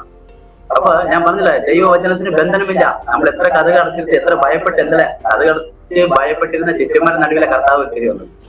ബന്ധനമില്ല. അതുകൊണ്ട് നമ്മൾ ആയിരിക്കുന്നവർക്ക് കർത്താവ് പറഞ്ഞു, നിങ്ങൾ ഫലം കൊടുക്കുന്നതായി തീരണം, ഞാൻ നിങ്ങളെ തെരഞ്ഞെടുത്തിരിക്കുന്നു. ഹല്ലേലൂയ. എന്റെ ജീവിതത്തിൽ ഞാൻ പറഞ്ഞല്ലോ, അങ്ങനെ പപ്പ എന്റെ കുടുംബത്തിലുള്ള പിന്നെ മൂത്ത അളിയനും പെങ്ങളും പ്രാർത്ഥന വിഷയമെല്ലാം ചോദിക്കും. അച്ഛൻ കൈക്കാരനാക്കി ഓരോരോ സ്റ്റെപ്പ് കൂട്ടി കൊടുക്കുന്നുണ്ട്. അങ്ങനെ എല്ലാ കാര്യങ്ങളും ചോദിക്കുന്നു. എന്നാണ് ഒരു ദിവസം കർത്താവ് അവരെ സന്ദർശിക്കുന്നത് ഞാൻ ചോദിക്കും. പിന്നെ ഞാൻ പറഞ്ഞല്ലോ, എന്റെ ഇപ്പൊ നമ്മള് കർത്താവിൽ വന്നു. അപ്പൊ ഒരു സാധാരണ ഞാനിപ്പോ എല്ലാം കേൾക്കാറുള്ള ഒരു വിഷയമാണ്. അപ്പൊ എന്റെ ഒരു അനുഭവത്തിലൂടെ ഞാൻ കുറച്ച് കാര്യങ്ങളോട് പറയാനായിട്ട് ആഗ്രഹിക്കുന്നു. കാരണം എന്ന് പറഞ്ഞാൽ, നിങ്ങൾ യേശുവിന്റെ അടുത്ത് വന്നാൽ മതി, എല്ലാം ശരിയാവും. പക്ഷെ അങ്ങനെ അനേകം വർഷം യേശുവിന്റെ അടുത്ത്, പക്ഷെ വന്നു കഴിഞ്ഞിട്ടാണ് നമ്മൾ ജീവിതം, നമ്മുടെ ജീവിതം ഈ ലോകത്തുള്ള ജീവിതം. യേശു കർത്താവ് പറഞ്ഞു, നിങ്ങൾക്ക് ഈ ലോകത്ത് കഷ്ടമുണ്ട്, എങ്കിലും ധൈര്യപ്പെടും, ഞാൻ ഈ ലോകത്തെ ജയിച്ചിരിക്കുന്നു. പലരും ചിന്തിക്കുന്നത്, ഞാൻ കഴിഞ്ഞ ദിവസം ഒരു സഹോദരനോട് സംസാരിച്ചപ്പോൾ ആ സഹോദരൻ പറഞ്ഞ, എന്റെ ജീവിതത്തിൽ ഒന്നും സംഭവിച്ചില്ല എന്ന് പറഞ്ഞാൽ, കഷ്ടങ്ങളുണ്ട്, ഇതെല്ലാം ഉണ്ടല്ലോ എന്ന്. പക്ഷെ ഞാൻ കർത്താവിനെ അറിഞ്ഞു വന്നതിന് ശേഷമാണ് മുമ്പുള്ള ജീവിതത്തിൽ കൂടുതൽ കഷ്ടങ്ങൾ ഞാൻ അനുഭവിച്ചത്. അപ്പോ നമ്മൾ കർത്താവിനെ രക്ഷിതാവും കർത്താവുമായാണ് സ്വീകരിക്കുന്നത്. കാരണം നമ്മുടെ പ്രശ്നങ്ങൾക്ക് ഓടി വരുന്ന ഒരു രക്ഷിതാവ്, നമ്മളെ പാപത്തിൽ നിന്ന് വിടുവിക്കുന്ന രക്ഷിതാവാണെങ്കിൽ കർത്താവായിട്ടാണ് നമ്മൾ, കർത്താവിനാണ് നമ്മുടെ ജീവിതം നമ്മൾ കൊടുക്കുന്നത്. പിന്നെ നമ്മളെ നിയന്ത്രിക്കുന്നതും ഭരിക്കുന്ന കർത്താവ്. കാരണം ഇത്രയും മദ്യപാനിയും പാപികൾ ഒന്നാമേ ഞാൻ മരിക്കുന്ന ലോകം, ഈ ലോകത്തുള്ള എല്ലാവരും പറഞ്ഞപ്പോൾ എനിക്ക് ജീവൻ നൽകി എന്നെ നടത്തി കർത്താവിന്റെ കരം തന്നെ പറ്റുള്ളൂ. അപ്പൊ ഞാൻ ചിന്തിക്കുന്നു, എന്റെ മൂത്ത മോന്റെ കാര്യം പറഞ്ഞല്ലോ, ഒരിക്കലും അവനെ സ്കൂളിൽ ഞങ്ങളുടെ ജീവിതത്തിൽ നടന്ന 2-3 അത്ഭുതം കൂടി ഞാൻ പറയാൻ ആഗ്രഹിക്കുന്നു. ഞാന് ഒരു വെള്ളിയാഴ്ച ജോലി കഴിഞ്ഞ് വന്നപ്പോൾ എന്റെ മൂത്ത മോന് വളരെ പനി, നല്ല പനിയായിട്ട് കിടക്കുക. അപ്പൊ ഞാനിങ്ങനെ നല്ല ചൂടുണ്ട്. അപ്പൊ എന്റെ ഭാര്യ പറഞ്ഞു, ഞാൻ പറഞ്ഞു എന്നാ അവനെ ഒന്ന് ഹോസ്പിറ്റലിൽ കൊണ്ടുപോകാൻ. അപ്പൊ ഭാര്യ പറഞ്ഞു വേണ്ട, നമുക്ക് പൊടിക്കൈ. എന്റെ ഭാര്യ ഈ ചിൽഡ്രൻസ് ഹോസ്പിറ്റലിൽ നിന്ന ഒരു വ്യക്തിയാണ്, അതുകൊണ്ട് അവർ ചെറിയ പൊടിക്കൈയല്ലോ, ഈ പാരസെറ്റമോൾ അതെല്ലാം കൊടുത്തിങ്ങനെ നോക്കുന്ന ഒരു ആളാണ്. അപ്പൊ അവരൊന്നും വേണ്ട, കുഴപ്പമില്ല, ഈ പനി തന്നെ ഒരു 3 ദിവസമൊക്കെ ഉണ്ടാവും, നമുക്ക് ഞായറാഴ്ച വരെ നോക്കാം, അതിന് വേണ്ടി കൊണ്ടുപോകാന്ന് പറഞ്ഞു. അങ്ങനെ അവൾ മരുന്ന് കൊടുത്തു. ശനിയാഴ്ചയായി, ഒരു വ്യത്യാസമില്ല, ചൂടിന് ഒരു വ്യത്യാസമില്ല, രാത്രിയും പകലും ചൂട് തന്നെ, ഒന്നും കഴിക്കുന്നില്ല. ഞായറാഴ്ചയായി, ഒരു വ്യത്യാസമില്ല. തിങ്കളാഴ്ച ഞാൻ ഇവനെ എടുത്തുകൊണ്ട് ഒരു കാസർഗോഡ് ഏറ്റവും അറിയപ്പെടുന്ന ഒരു ഡോക്ടർ, ചിൽഡ്രൻസ് സ്പെഷ്യലിസ്റ്റാണ്, അയാളുടെ അടുത്ത് കൊണ്ടുപോയി. അയാൾ നോക്കിയിട്ട് കുറച്ച് ടെസ്റ്റ് എല്ലാം ചെയ്ത് നോക്കിയിട്ട് പറഞ്ഞു കുഴപ്പമില്ല, ഞാനൊരു 3 ദിവസത്തേക്ക് മരുന്ന് തരാമെന്ന് തന്നു. 3 ദിവസത്തേക്ക് മരുന്ന് തന്നു. തിങ്കളാഴ്ച തന്നതാണ്. തിങ്കൾ, ചൊവ്വ, ബുധൻ ഒരു മാറ്റമില്ല. ചൂടിന് ഒരു മാറ്റമില്ല. അവന്റെ കൂടെ എനിക്ക് കിടക്കാൻ പറ്റില്ല. ഞാൻ താഴെ ഇറങ്ങി കിടന്നു, കട്ടില്ല അവനെ മാത്രം. അവൻ ചൂടുകൂടി കിടക്കാം, ഒന്നും കഴിക്കുന്നില്ല. ഇച്ചിരി വെള്ളം നിന്ന് കുടിക്കും, ചുണ്ടെല്ലാം ഉണങ്ങി വരണ്ട് ചുമന്നിരിക്കുക.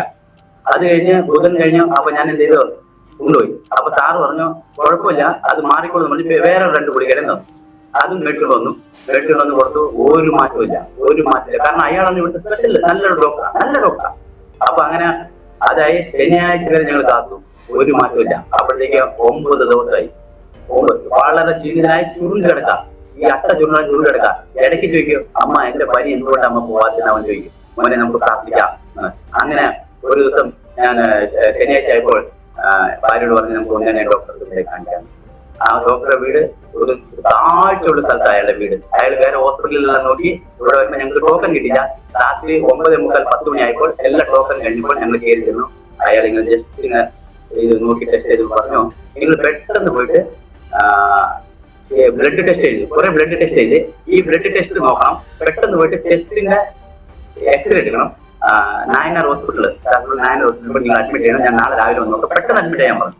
പെട്ടെന്ന്. അപ്പൊ ഞാൻ പറഞ്ഞു സാർ ഇല്ല, പെട്ടെന്ന് നിങ്ങൾ പോയി അഡ്മിറ്റ് ചെയ്യാൻ പറഞ്ഞു. അങ്ങനെ അയാൾ എഴുതി തന്നു. അപ്പൊ ഞാൻ ഇവരെ അങ്ങ് പിടിച്ചു, എന്റെ കോളത്ത് ഇട്ടു.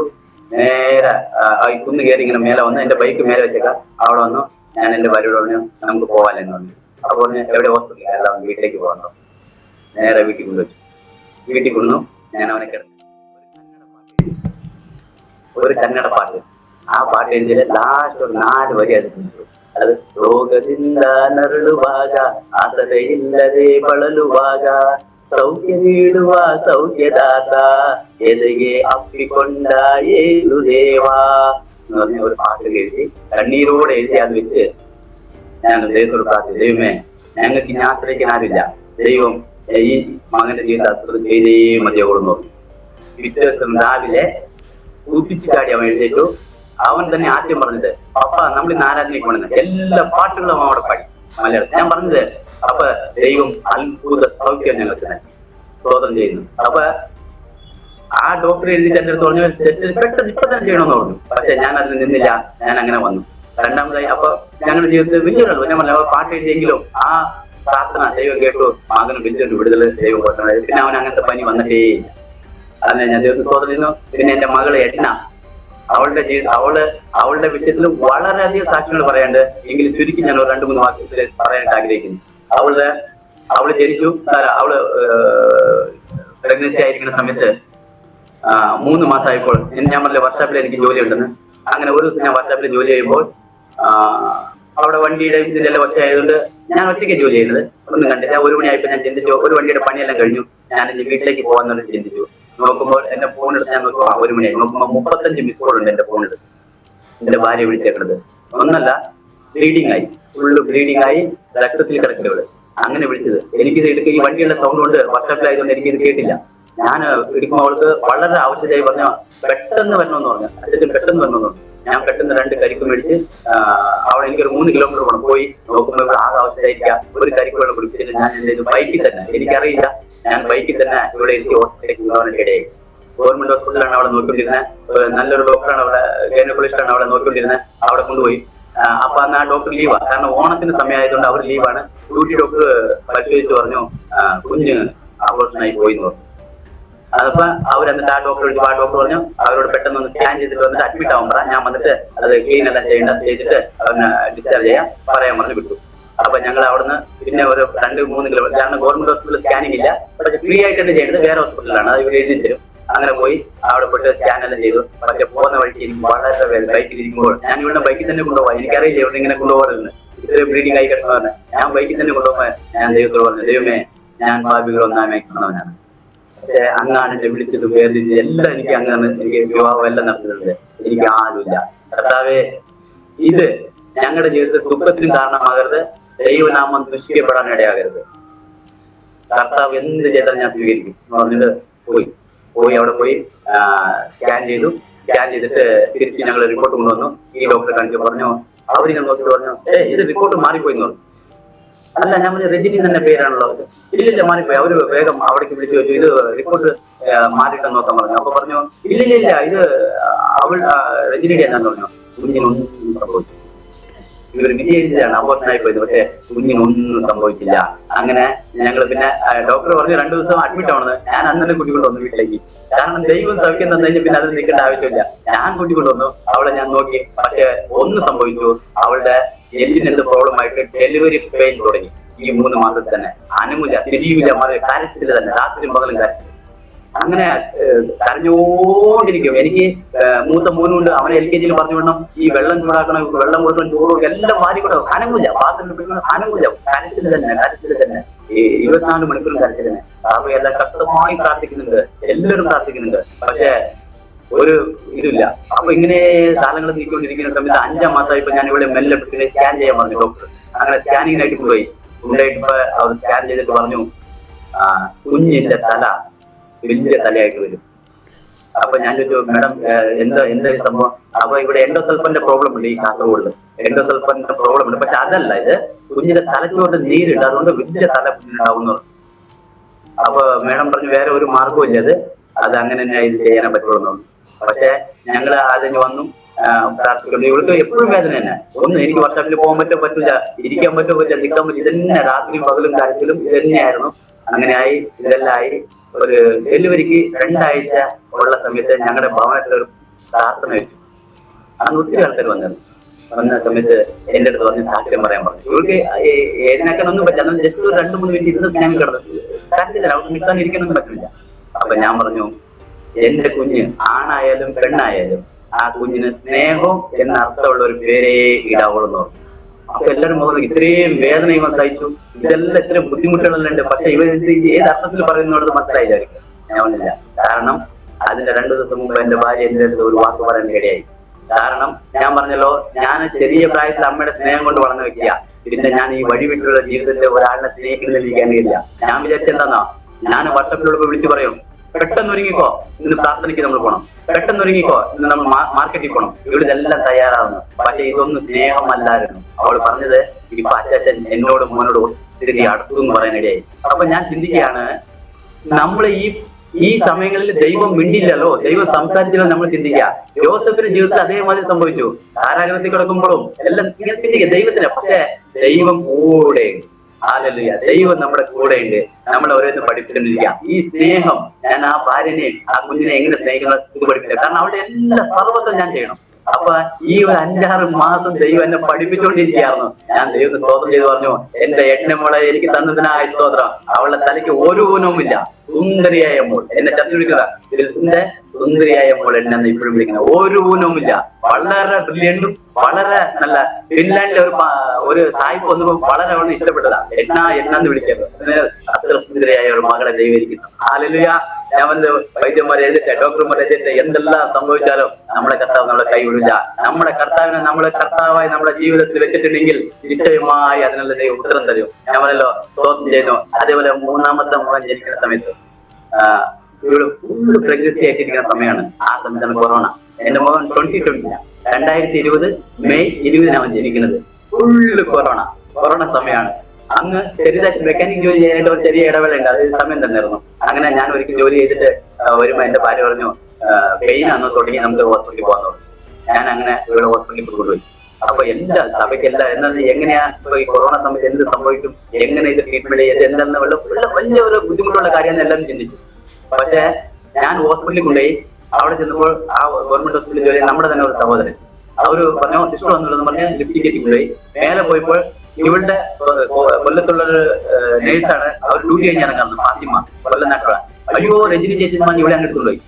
സാധാരണ ഗവൺമെന്റ് ഹോസ്പിറ്റലിൽ നമ്മൾ കൊണ്ടുപോകുന്ന A to Z എന്തെല്ലോ സാധനങ്ങൾ മേടിച്ചു കൊടുക്കണം, ഒരു 1000-1500 ചെലവുണ്ട്. നമ്മൾ ഗവൺമെന്റ് ഹോസ്പിറ്റൽ എന്ന് പറഞ്ഞിട്ട് കാര്യമില്ല, എല്ലാം മേടിച്ചെല്ലാം കൊടുക്കണം. ഞാൻ എന്നിട്ട് ഒരു കന്നഡയിലുള്ള ഒരു അമ്മയോട് പറഞ്ഞത്, കാരണം ഇവളുടെ കൂടെ നിൽക്കാനായിട്ട് ഒരാൾ വേണമെന്ന്. ഞാൻ അവനെ കൂട്ടാൻ പോയപ്പോ ആ ലേബർ റൂമിൽ വിളിച്ച് പറയാ, അച്ഛാ ആരെയൊന്നും കൂട്ടാൻ പറ്റില്ല, എല്ലാം ശരിയായി. കാരണം അവിടുത്തെ എല്ലാ ക്രമീകരണങ്ങളും അവിടെ നേഴ്സുമാർ തന്നെ എല്ലാം ചെയ്തു. മാത്രമല്ല അതേ സമയത്ത് ഞങ്ങൾക്ക് വേണ്ടി ദൈവം ഒരുക്കിയത്, ഞങ്ങൾ താമസിക്കുന്ന ക്വാർട്ടേഴ്സിന്റെ മേലെ ക്വാർട്ടേഴ്സിലാണ് ഈ ഹോസ്പിറ്റലിലുള്ള നഴ്സിംഗ് സൂപ്രണ്ട്, ഡ്യൂട്ടി ഡോക്ടർ, ഈ പ്രസവക്കാര്, ലേബർ റൂമിലുള്ള സിസ്റ്റർ എല്ലാവരും വാടകയ്ക്ക് താമസിച്ചത്. ആ ഒരു മാസം വേണ്ടി മാത്രം. ഇവരുടെ ഡെലിവറി എല്ലാം നല്ല. അപ്പൊ നമ്മൾ കർത്താവിന്റെ കരുത്തിൽ നമ്മൾ ആശങ്കപ്പെട്ട ഇഷ്ടമില്ല. കാരണം അതിന്റെ ഒരു കാര്യമേ ഇല്ല. ദൈവം ശക്തമായി നമ്മുടെ കാര്യങ്ങളിൽ ദൈവം അത്ഭുതം ചെയ്തു വരും. അപ്പൊ ഞാൻ പറഞ്ഞല്ലോ, നമ്മൾ ഫലം പുറപ്പെടുക്കുന്നതായി തീരണം. നമ്മുടെ ജീവിതം കർത്താവിന് വേണ്ടി നമുക്ക് സമർപ്പിച്ചാൽ നിശ്ചയമായി കർത്താവ് അത്ഭുതം ചെയ്യും. ഞാൻ പറഞ്ഞല്ലോ, ഞാൻ ഇത് അറിഞ്ഞപ്പോൾ ഞാൻ സത്യം പറഞ്ഞ കല്യാണേ വേണ്ടെന്ന് വിചാരിച്ചു. ഈ സത്യം എല്ലായിടത്തും വിളിച്ചു പറഞ്ഞ് നടക്കാന്ന് വിചാരിച്ചേ. അപ്പൊ ദേവദാസന്മാർ പറഞ്ഞില്ല, വിവാഹ ജീവിതത്തിൽ പോകണം അങ്ങനെ പറഞ്ഞു. ഞാൻ പറഞ്ഞ ഡോക്ടർമാർ പറഞ്ഞ അതെല്ലാം അസാധ്യങ്ങൾ എന്ന് പറഞ്ഞത് ദൈവം സാധ്യമാക്കുന്നത്. 3 കുഞ്ഞുങ്ങൾ, നല്ല സുന്ദരമായ കുഞ്ഞുങ്ങളെ ദൈവം എനിക്ക് നൽകി തന്നു. ഞാൻ പറഞ്ഞത് എത്ര അസാധ്യം എല്ലാം മായ്ച്ച് ദൈവം പുതിയ ജീവിതത്തേക്ക് എന്നെ കിടക്കും. മാത്രമല്ല ഞാനപ്പോ ചിന്തിച്ചോ, ഈ സുവിശേഷം, ഈ സദ്വാർത്ത ഇതെല്ലാവരും പങ്കുവെക്കണം. അങ്ങനെയാണ് ഈ പണി കഴിഞ്ഞ് വരുന്ന സമയത്ത് എന്റെ ബൈക്ക് എടുത്തുള്ള ഓരോരോ ടൗണ്, ഓരോരോ ഭാഗങ്ങള്. ഈ കാസർഗോഡ് ഒത്തിരി കർണാടകയിൽ നിന്ന് ജോലിക്ക് വന്നവരുണ്ട്, ഹിന്ദി നാട്ടിൽ നിന്ന് ജോലി. ഇപ്പൊ കർണാടക, ഇപ്പൊ നമ്മുടെ കേരളത്തിൽ മൊത്തം ഹിന്ദിക്കാരാണ്. ബംഗാളി, പിന്നെ അസം, പിന്നെ ബീഹാർ, ജാർഖണ്ഡ് അവിടെ നല്ല വന്നതാണ്. അതേപോലെ ഇവിടെ കാസർഗോഡിൽ കർണാടകയിൽ നിന്ന് ഒത്തിരി പേര് വന്നവിടെ ജോലി ചെയ്യുന്നുണ്ട്. കർണാടക നോർത്തിൽ നിന്നുള്ളവരാണ് ഒത്തിരി പേര് ജോലി ചെയ്യുന്നുണ്ട്. അപ്പോ എനിക്ക് തോന്നി ഈ സന്തോഷം ഞാൻ അറിഞ്ഞു ഇവരോടെല്ലാം പങ്കുവെക്കണം. അങ്ങനെ ഞാൻ ചെർക്കള എന്നൊരു സ്ഥലത്ത് പോയിട്ട് ഞാനിങ്ങനെ മദ്യപാനത്തെ കുറിച്ചും ആത്മഹത്യയെ കുറിച്ചും പറഞ്ഞു. അങ്ങനെ പറഞ്ഞപ്പോ ഒത്തിരി പേര്, ചിലര് പോടാന്നൊക്കെ പറഞ്ഞത് കന്നഡ തന്നെ ആയതുകൊണ്ട് ഞാൻ അവരുടെ നാട്ടുകാരനല്ലേ എന്ന് പറഞ്ഞു. പിന്നെ ചിലർ കേട്ടു, ചിലർക്ക് ഇങ്ങനെ പറഞ്ഞു, ചിലർ ഫോൺ നമ്പർ മേടിച്ചു. ഞാൻ പറഞ്ഞു നമ്മൾ ദൈവത്തിന് വേണ്ടി പ്രയോജനപ്പെടുമ്പോൾ നമ്മളൊരു വിത്ത് ഇടുമ്പോൾ അത് മുളയ്ക്കുന്ന സമയമാണ്. ഞാൻ അങ്ങനെ വന്ന് ഇത് കഴിഞ്ഞു. കുറെ നാളുകൾക്ക് ശേഷം, ഒരു 2 വർഷത്തിന് ശേഷം ഒരു ഫോൺ കോൾ ഞങ്ങളുടെ വീട്ടിലേക്ക് വന്നവനിടെ അയാൾ കന്നഡത്തിൽ വേണ്ടിയപ്പോൾ എന്റെ ഭാര്യ എടുത്ത് എനിക്ക് തന്നിട്ട് പറഞ്ഞു. ഞാൻ വേണ്ടിയപ്പോൾ പറഞ്ഞു, അയാളുടെ പേര് ആലേഷ് എന്നുള്ള ഒരാളാണ്. അയാൾ പറഞ്ഞു, ഞാനിപ്പോ 2 പെൺമക്കള്, ഒന്ന് 5ലും ഒന്ന് 7ലും പഠിക്കുന്ന പെൺമക്കളായിട്ട് ആത്മഹത്യക്ക് ഞങ്ങൾക്ക് കടം കയറിയിട്ട് ആത്മഹത്യക്ക് ഞങ്ങൾ തയ്യാറായി നിന്നു. പക്ഷെ അന്ന് നിങ്ങൾ ചെർക്കളയിൽ വന്ന് പറഞ്ഞപ്പോൾ പറഞ്ഞ അല്ല. അപ്പൊ ഞാൻ ചോദിച്ചു, ഇവര് ഹുബ്ലിന്നാ വിളിക്കുന്നത്, കർണാടകയുടെ നോർത്തിലാണ് വിളിക്കുന്നത്. അപ്പൊ ഞാൻ ചോദിച്ചു, നിങ്ങൾ എന്തുകൊണ്ട് എന്നെ വിളിച്ചത്? നിങ്ങൾ ഒരിക്കൽ പറഞ്ഞ വാക്കുകൾ ഞങ്ങളുടെ ഓർമ്മയിൽ വന്നു, എന്ത് പ്രശ്നം എനിക്ക് പരിഹരിക്കാൻ യേശു ക്രിസ്തു എന്ന് പറഞ്ഞല്ലോ, അതുകൊണ്ടാണ് ഞങ്ങൾ വിളിച്ചതെന്ന് പറഞ്ഞു. അപ്പൊ ഞാൻ ചോദിച്ചു, എവിടെയാ? ഞാൻ അവിടെ വന്നിട്ടില്ല. അപ്പൊ പറഞ്ഞു, നിങ്ങൾ ചെർക്കളയിൽ വെച്ച് ഒരു വൈകുന്നേരം നിങ്ങൾ പറയുന്ന വാക്കുകൾ ഞാൻ കേട്ടു. യേശു ക്രിസ്തു രക്ഷിക്കും, യേശു ക്രിസ്തു പാപികളെ തേടി വന്നു. മാത്രമല്ല മദ്യപാനം, മയക്കുമരുന്ന് അടിമപ്പെട്ടവർ യേശു രക്ഷിക്കുന്നു, ആത്മഹത്യ കടം കയറി കിടക്കുന്ന യേശു രക്ഷിക്കുന്നു നിങ്ങൾ പറഞ്ഞു കേട്ടു. അത് കേട്ടിട്ട് ഞാൻ നിങ്ങളുടെ നമ്പർ, അപ്പൊ ഞാൻ നിങ്ങൾ അത് കേട്ടത്, ഞാൻ മദ്യപിച്ചിരുന്നു, പക്ഷെ ഞാനത് കേട്ടില്ല. എന്റെ അടുത്തുള്ള ഒരാളുടെ ഞാൻ ഫോൺ നമ്പർ എടുത്തിരുന്നു. ആ മനുഷ്യർ 2 വർഷം ആ ഫോൺ നമ്പർ സൂക്ഷിച്ചു. അവരിന്ന് ചർച്ചിലെ നല്ലൊരു അംഗം, ആ ഫാമിലി. ഞാൻ പറഞ്ഞത്, കർത്താവ് നമ്മളെ വിളിച്ചിരിക്കുന്നു, നമ്മള് കർത്താവിന് നല്ല സാക്ഷികളാവണം, പുറപ്പെട്ടു പോയിട്ട് നല്ല ഫലങ്ങൾ കൊടുക്കുന്നതായി തീരണമെന്ന്. അതേമാതിരി എനിക്കൊരു അനുഭവം ഉണ്ട്. ഞാൻ ഒരിക്കൽ വൈകുന്നേരം എല്ലാ പ്രാർത്ഥനയ്ക്ക് എന്റെ ഭാര്യ എന്റെ കൂടെ വരുന്നത്. നിങ്ങൾ എത്ര ചെറുതായാലും, എത്ര കരിവെങ്കിലും ഒരു പ്രാർത്ഥനയോ ഒരു ആരാധനയോ ഞങ്ങൾ മുടക്കിയിട്ടില്ല. അങ്ങനെ കാരണം മീനെ വെള്ളത്തിൽ നിന്ന് എടുത്ത് പുറത്തിടുന്ന അനുഭവമാണ് എനിക്ക്. കാരണം ഞാൻ പറഞ്ഞല്ലോ, ഞാൻ ഇങ്ങനെയുള്ള ഒരു വ്യക്തിയായിരുന്നു, ആരെ കൊണ്ടും സാധിക്കാത്ത കർത്താവ് യേശു ക്രിസ്തുവാണ് എന്നെ രക്ഷിച്ചത്.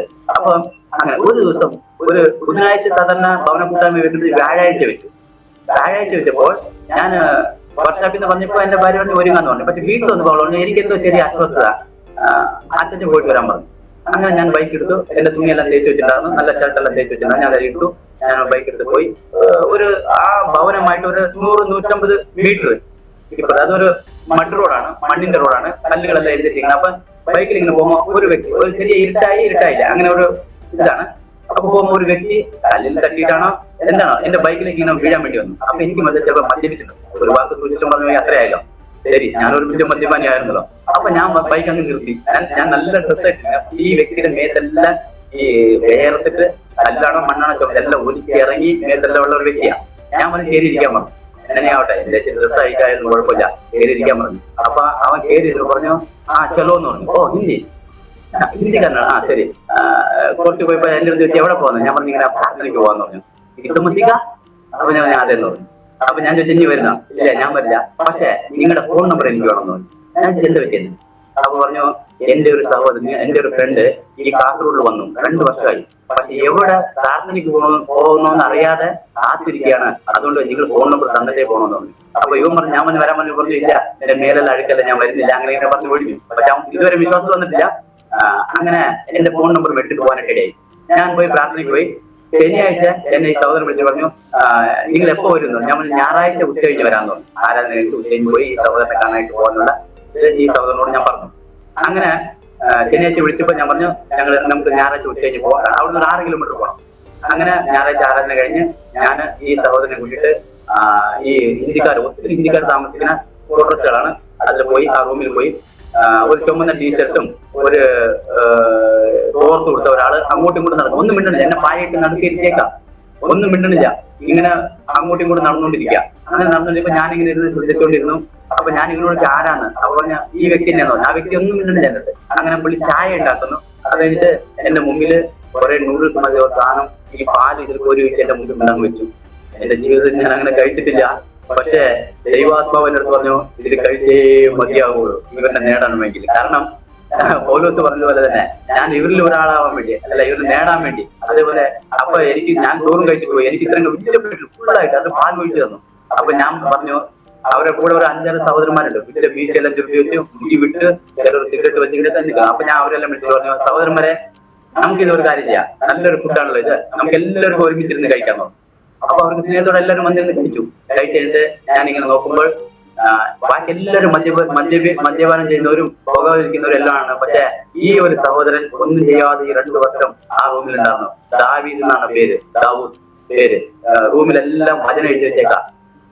ഓരോരോ പടം പെൻസിലിൽ ഓരോരോ പടം വരച്ച് വചനം എഴുതി വെച്ചേക്കാം. ഈ മനുഷ്യന്റെ പറ്റിയപ്പോഴേ എന്റെ പേര് ദാവൂദ്. ഞാൻ ഇന്നലെ രാത്രി ഉറങ്ങിയിട്ടില്ല. ഞാൻ ചിന്ത പറ്റിയേ നിങ്ങൾ വരൂല്ലെന്ന് അറിഞ്ഞില്ല. ഈ സഹോദരൻ പറഞ്ഞു ഞായറാഴ്ച ഉച്ച കഴിഞ്ഞ് വരുന്നു, അതോ നിങ്ങൾ വരാതിരുന്നാലെന്ന് ഞാൻ ഉറങ്ങിയിട്ടില്ല.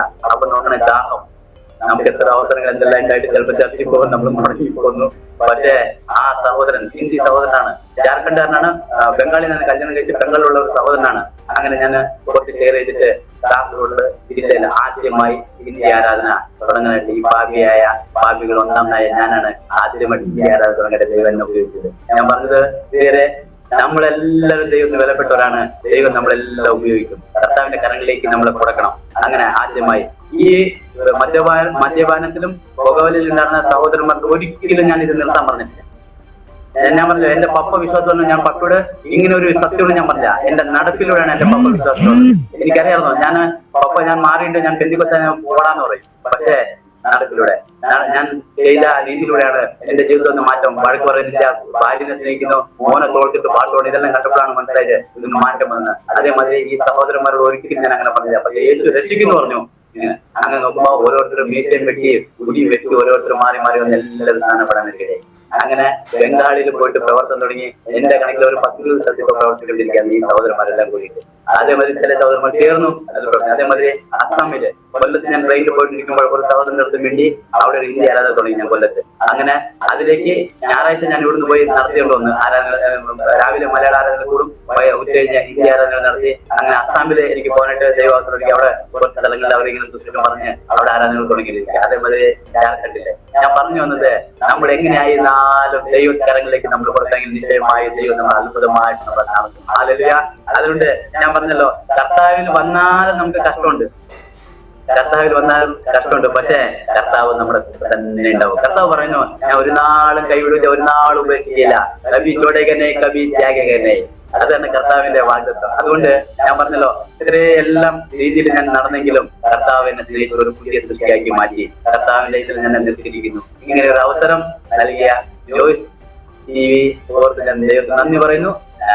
അന്യോർക്ക് നന്ദി പറയുന്ന എല്ലാ പ്രവർത്തനവും ദൈവം സമൃദ്ധമായി അനുഗ്രഹിക്കട്ടെ. തുടർന്നും ഞാൻ പറഞ്ഞല്ലോ, ഭാര്യ 3 കുഞ്ഞുങ്ങള് ഞങ്ങളെ ഓർത്തും ഞങ്ങളുടെ മിനിസ്റ്റർ എല്ലാ ഓർത്തും നിങ്ങൾ പ്രാർത്ഥന അഭ്യർത്ഥിച്ചുകൊണ്ട് എന്റെ വാക്കുകൾ ഞാൻ ചുരുക്കുന്നു. ദൈവം നമ്മളെ സമൃദ്ധമായി അനുഗ്രഹിക്കുമാറാകട്ടെ. ആമേൻ, ആമേൻ, ആമേൻ. കർത്താവ് സഹായിക്കട്ടെ. കർത്താവിന്റെ ഓരോ പ്രവൃത്തികൾ, ദൈവത്തിന്റെ പ്രവൃത്തി കർത്താവ്, ഹല്ലേലൂയ, ഏതവസ്ഥയിലുള്ള മനുഷ്യനെയും മാറ്റിമറിച്ച് ദൈവത്തിന് ഉപയോഗപ്രദമാകുന്ന നല്ല പാത്രങ്ങളായി, നല്ല ഉപകരണങ്ങളാക്കി തീർക്കുവാൻ കർത്താവിന് കഴിയും. ഹല്ലേലൂയ. കാട്ടിൽ കിടന്നതായ കതിരമരത്തെ വെട്ടിയെടുത്ത് ഹല്ലേലൂയ സമാഗമന കൂടാരത്തിന്റെ നല്ല പലകയാക്കി പൊന്നു പൊതിഞ്ഞ് നല്ലൊരു പലകയാക്കി കർത്താവ് തീർത്തു. സമാഗമന കൂടാരത്തിൽ തീർത്തതുപോലെ പ്രിയ സഹോദരനെയും കർത്താവ് ഹല്ലേലൂയ വെട്ടിയെടുത്തു. ഒരു അനുഗ്രഹിക്കപ്പെട്ട കർത്താവിന്റെ ദാസനാക്കി, ശുശ്രൂഷകനാക്കി കർത്താവ് തീർത്തു. ഇനിയും അനേകർക്ക് ഒരു അനുഗ്രഹമായി തീരട്ടെ എന്ന് ആശംസിക്കുന്നു. ദൈവദാസനൊന്ന് പ്രാർത്ഥിച്ചാട്ടെ. ഹല്ലേലൂയ. സ്തോത്രം, സ്തോത്രം. പ്രാർത്ഥിച്ചാട്ടെ, പ്രാർത്ഥിച്ചാട്ടെ.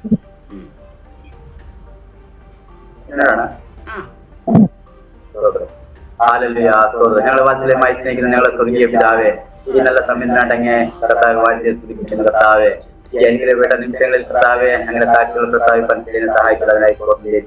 ഈ കേൾക്കുന്ന കർത്താവെ എല്ലാവരുടെ ജീവിതത്തിൽ അനുഗ്രഹമായി തീരുന്ന കർത്താവെ, ഹല്ലേലൂയ, അങ്ങയോട് മാറണമെന്ന് പ്രാർത്ഥിക്കുന്നു. ഞങ്ങളുടെ കരങ്ങളിലേക്ക് സമർപ്പിക്കുകയാണ്. കരങ്ങളിലേക്ക് സമർപ്പിക്കുന്നു കർത്താവെ, അനുഗ്രഹമായി തീരട്ടെ. അനേക സാക്ഷികൾ പറയുവാനും ആ സാക്ഷികൾ കേട്ട് അനേകർ കർത്താവിലേക്ക് വരുവാനും കർത്താവെ അവരുടെ ജീവിതത്തിൽ കർത്താവെ അത്ഭുതങ്ങൾ നടക്കുവാനും സഹായിക്കുമാറാകണമേ എന്ന് പ്രാർത്ഥിക്കുകയാണ്. ഈ നല്ലൊരു അവസരം ഒരുങ്ങാൻ നന്ദി പറയും. എല്ലാത്തിനും നന്ദി പറയുന്നു യേശുവിന്റെ നാമത്തിൽ തന്നെ പിതാവേ. ആമേൻ. ആമേൻ, ആമേൻ, ആമേൻ. God bless U.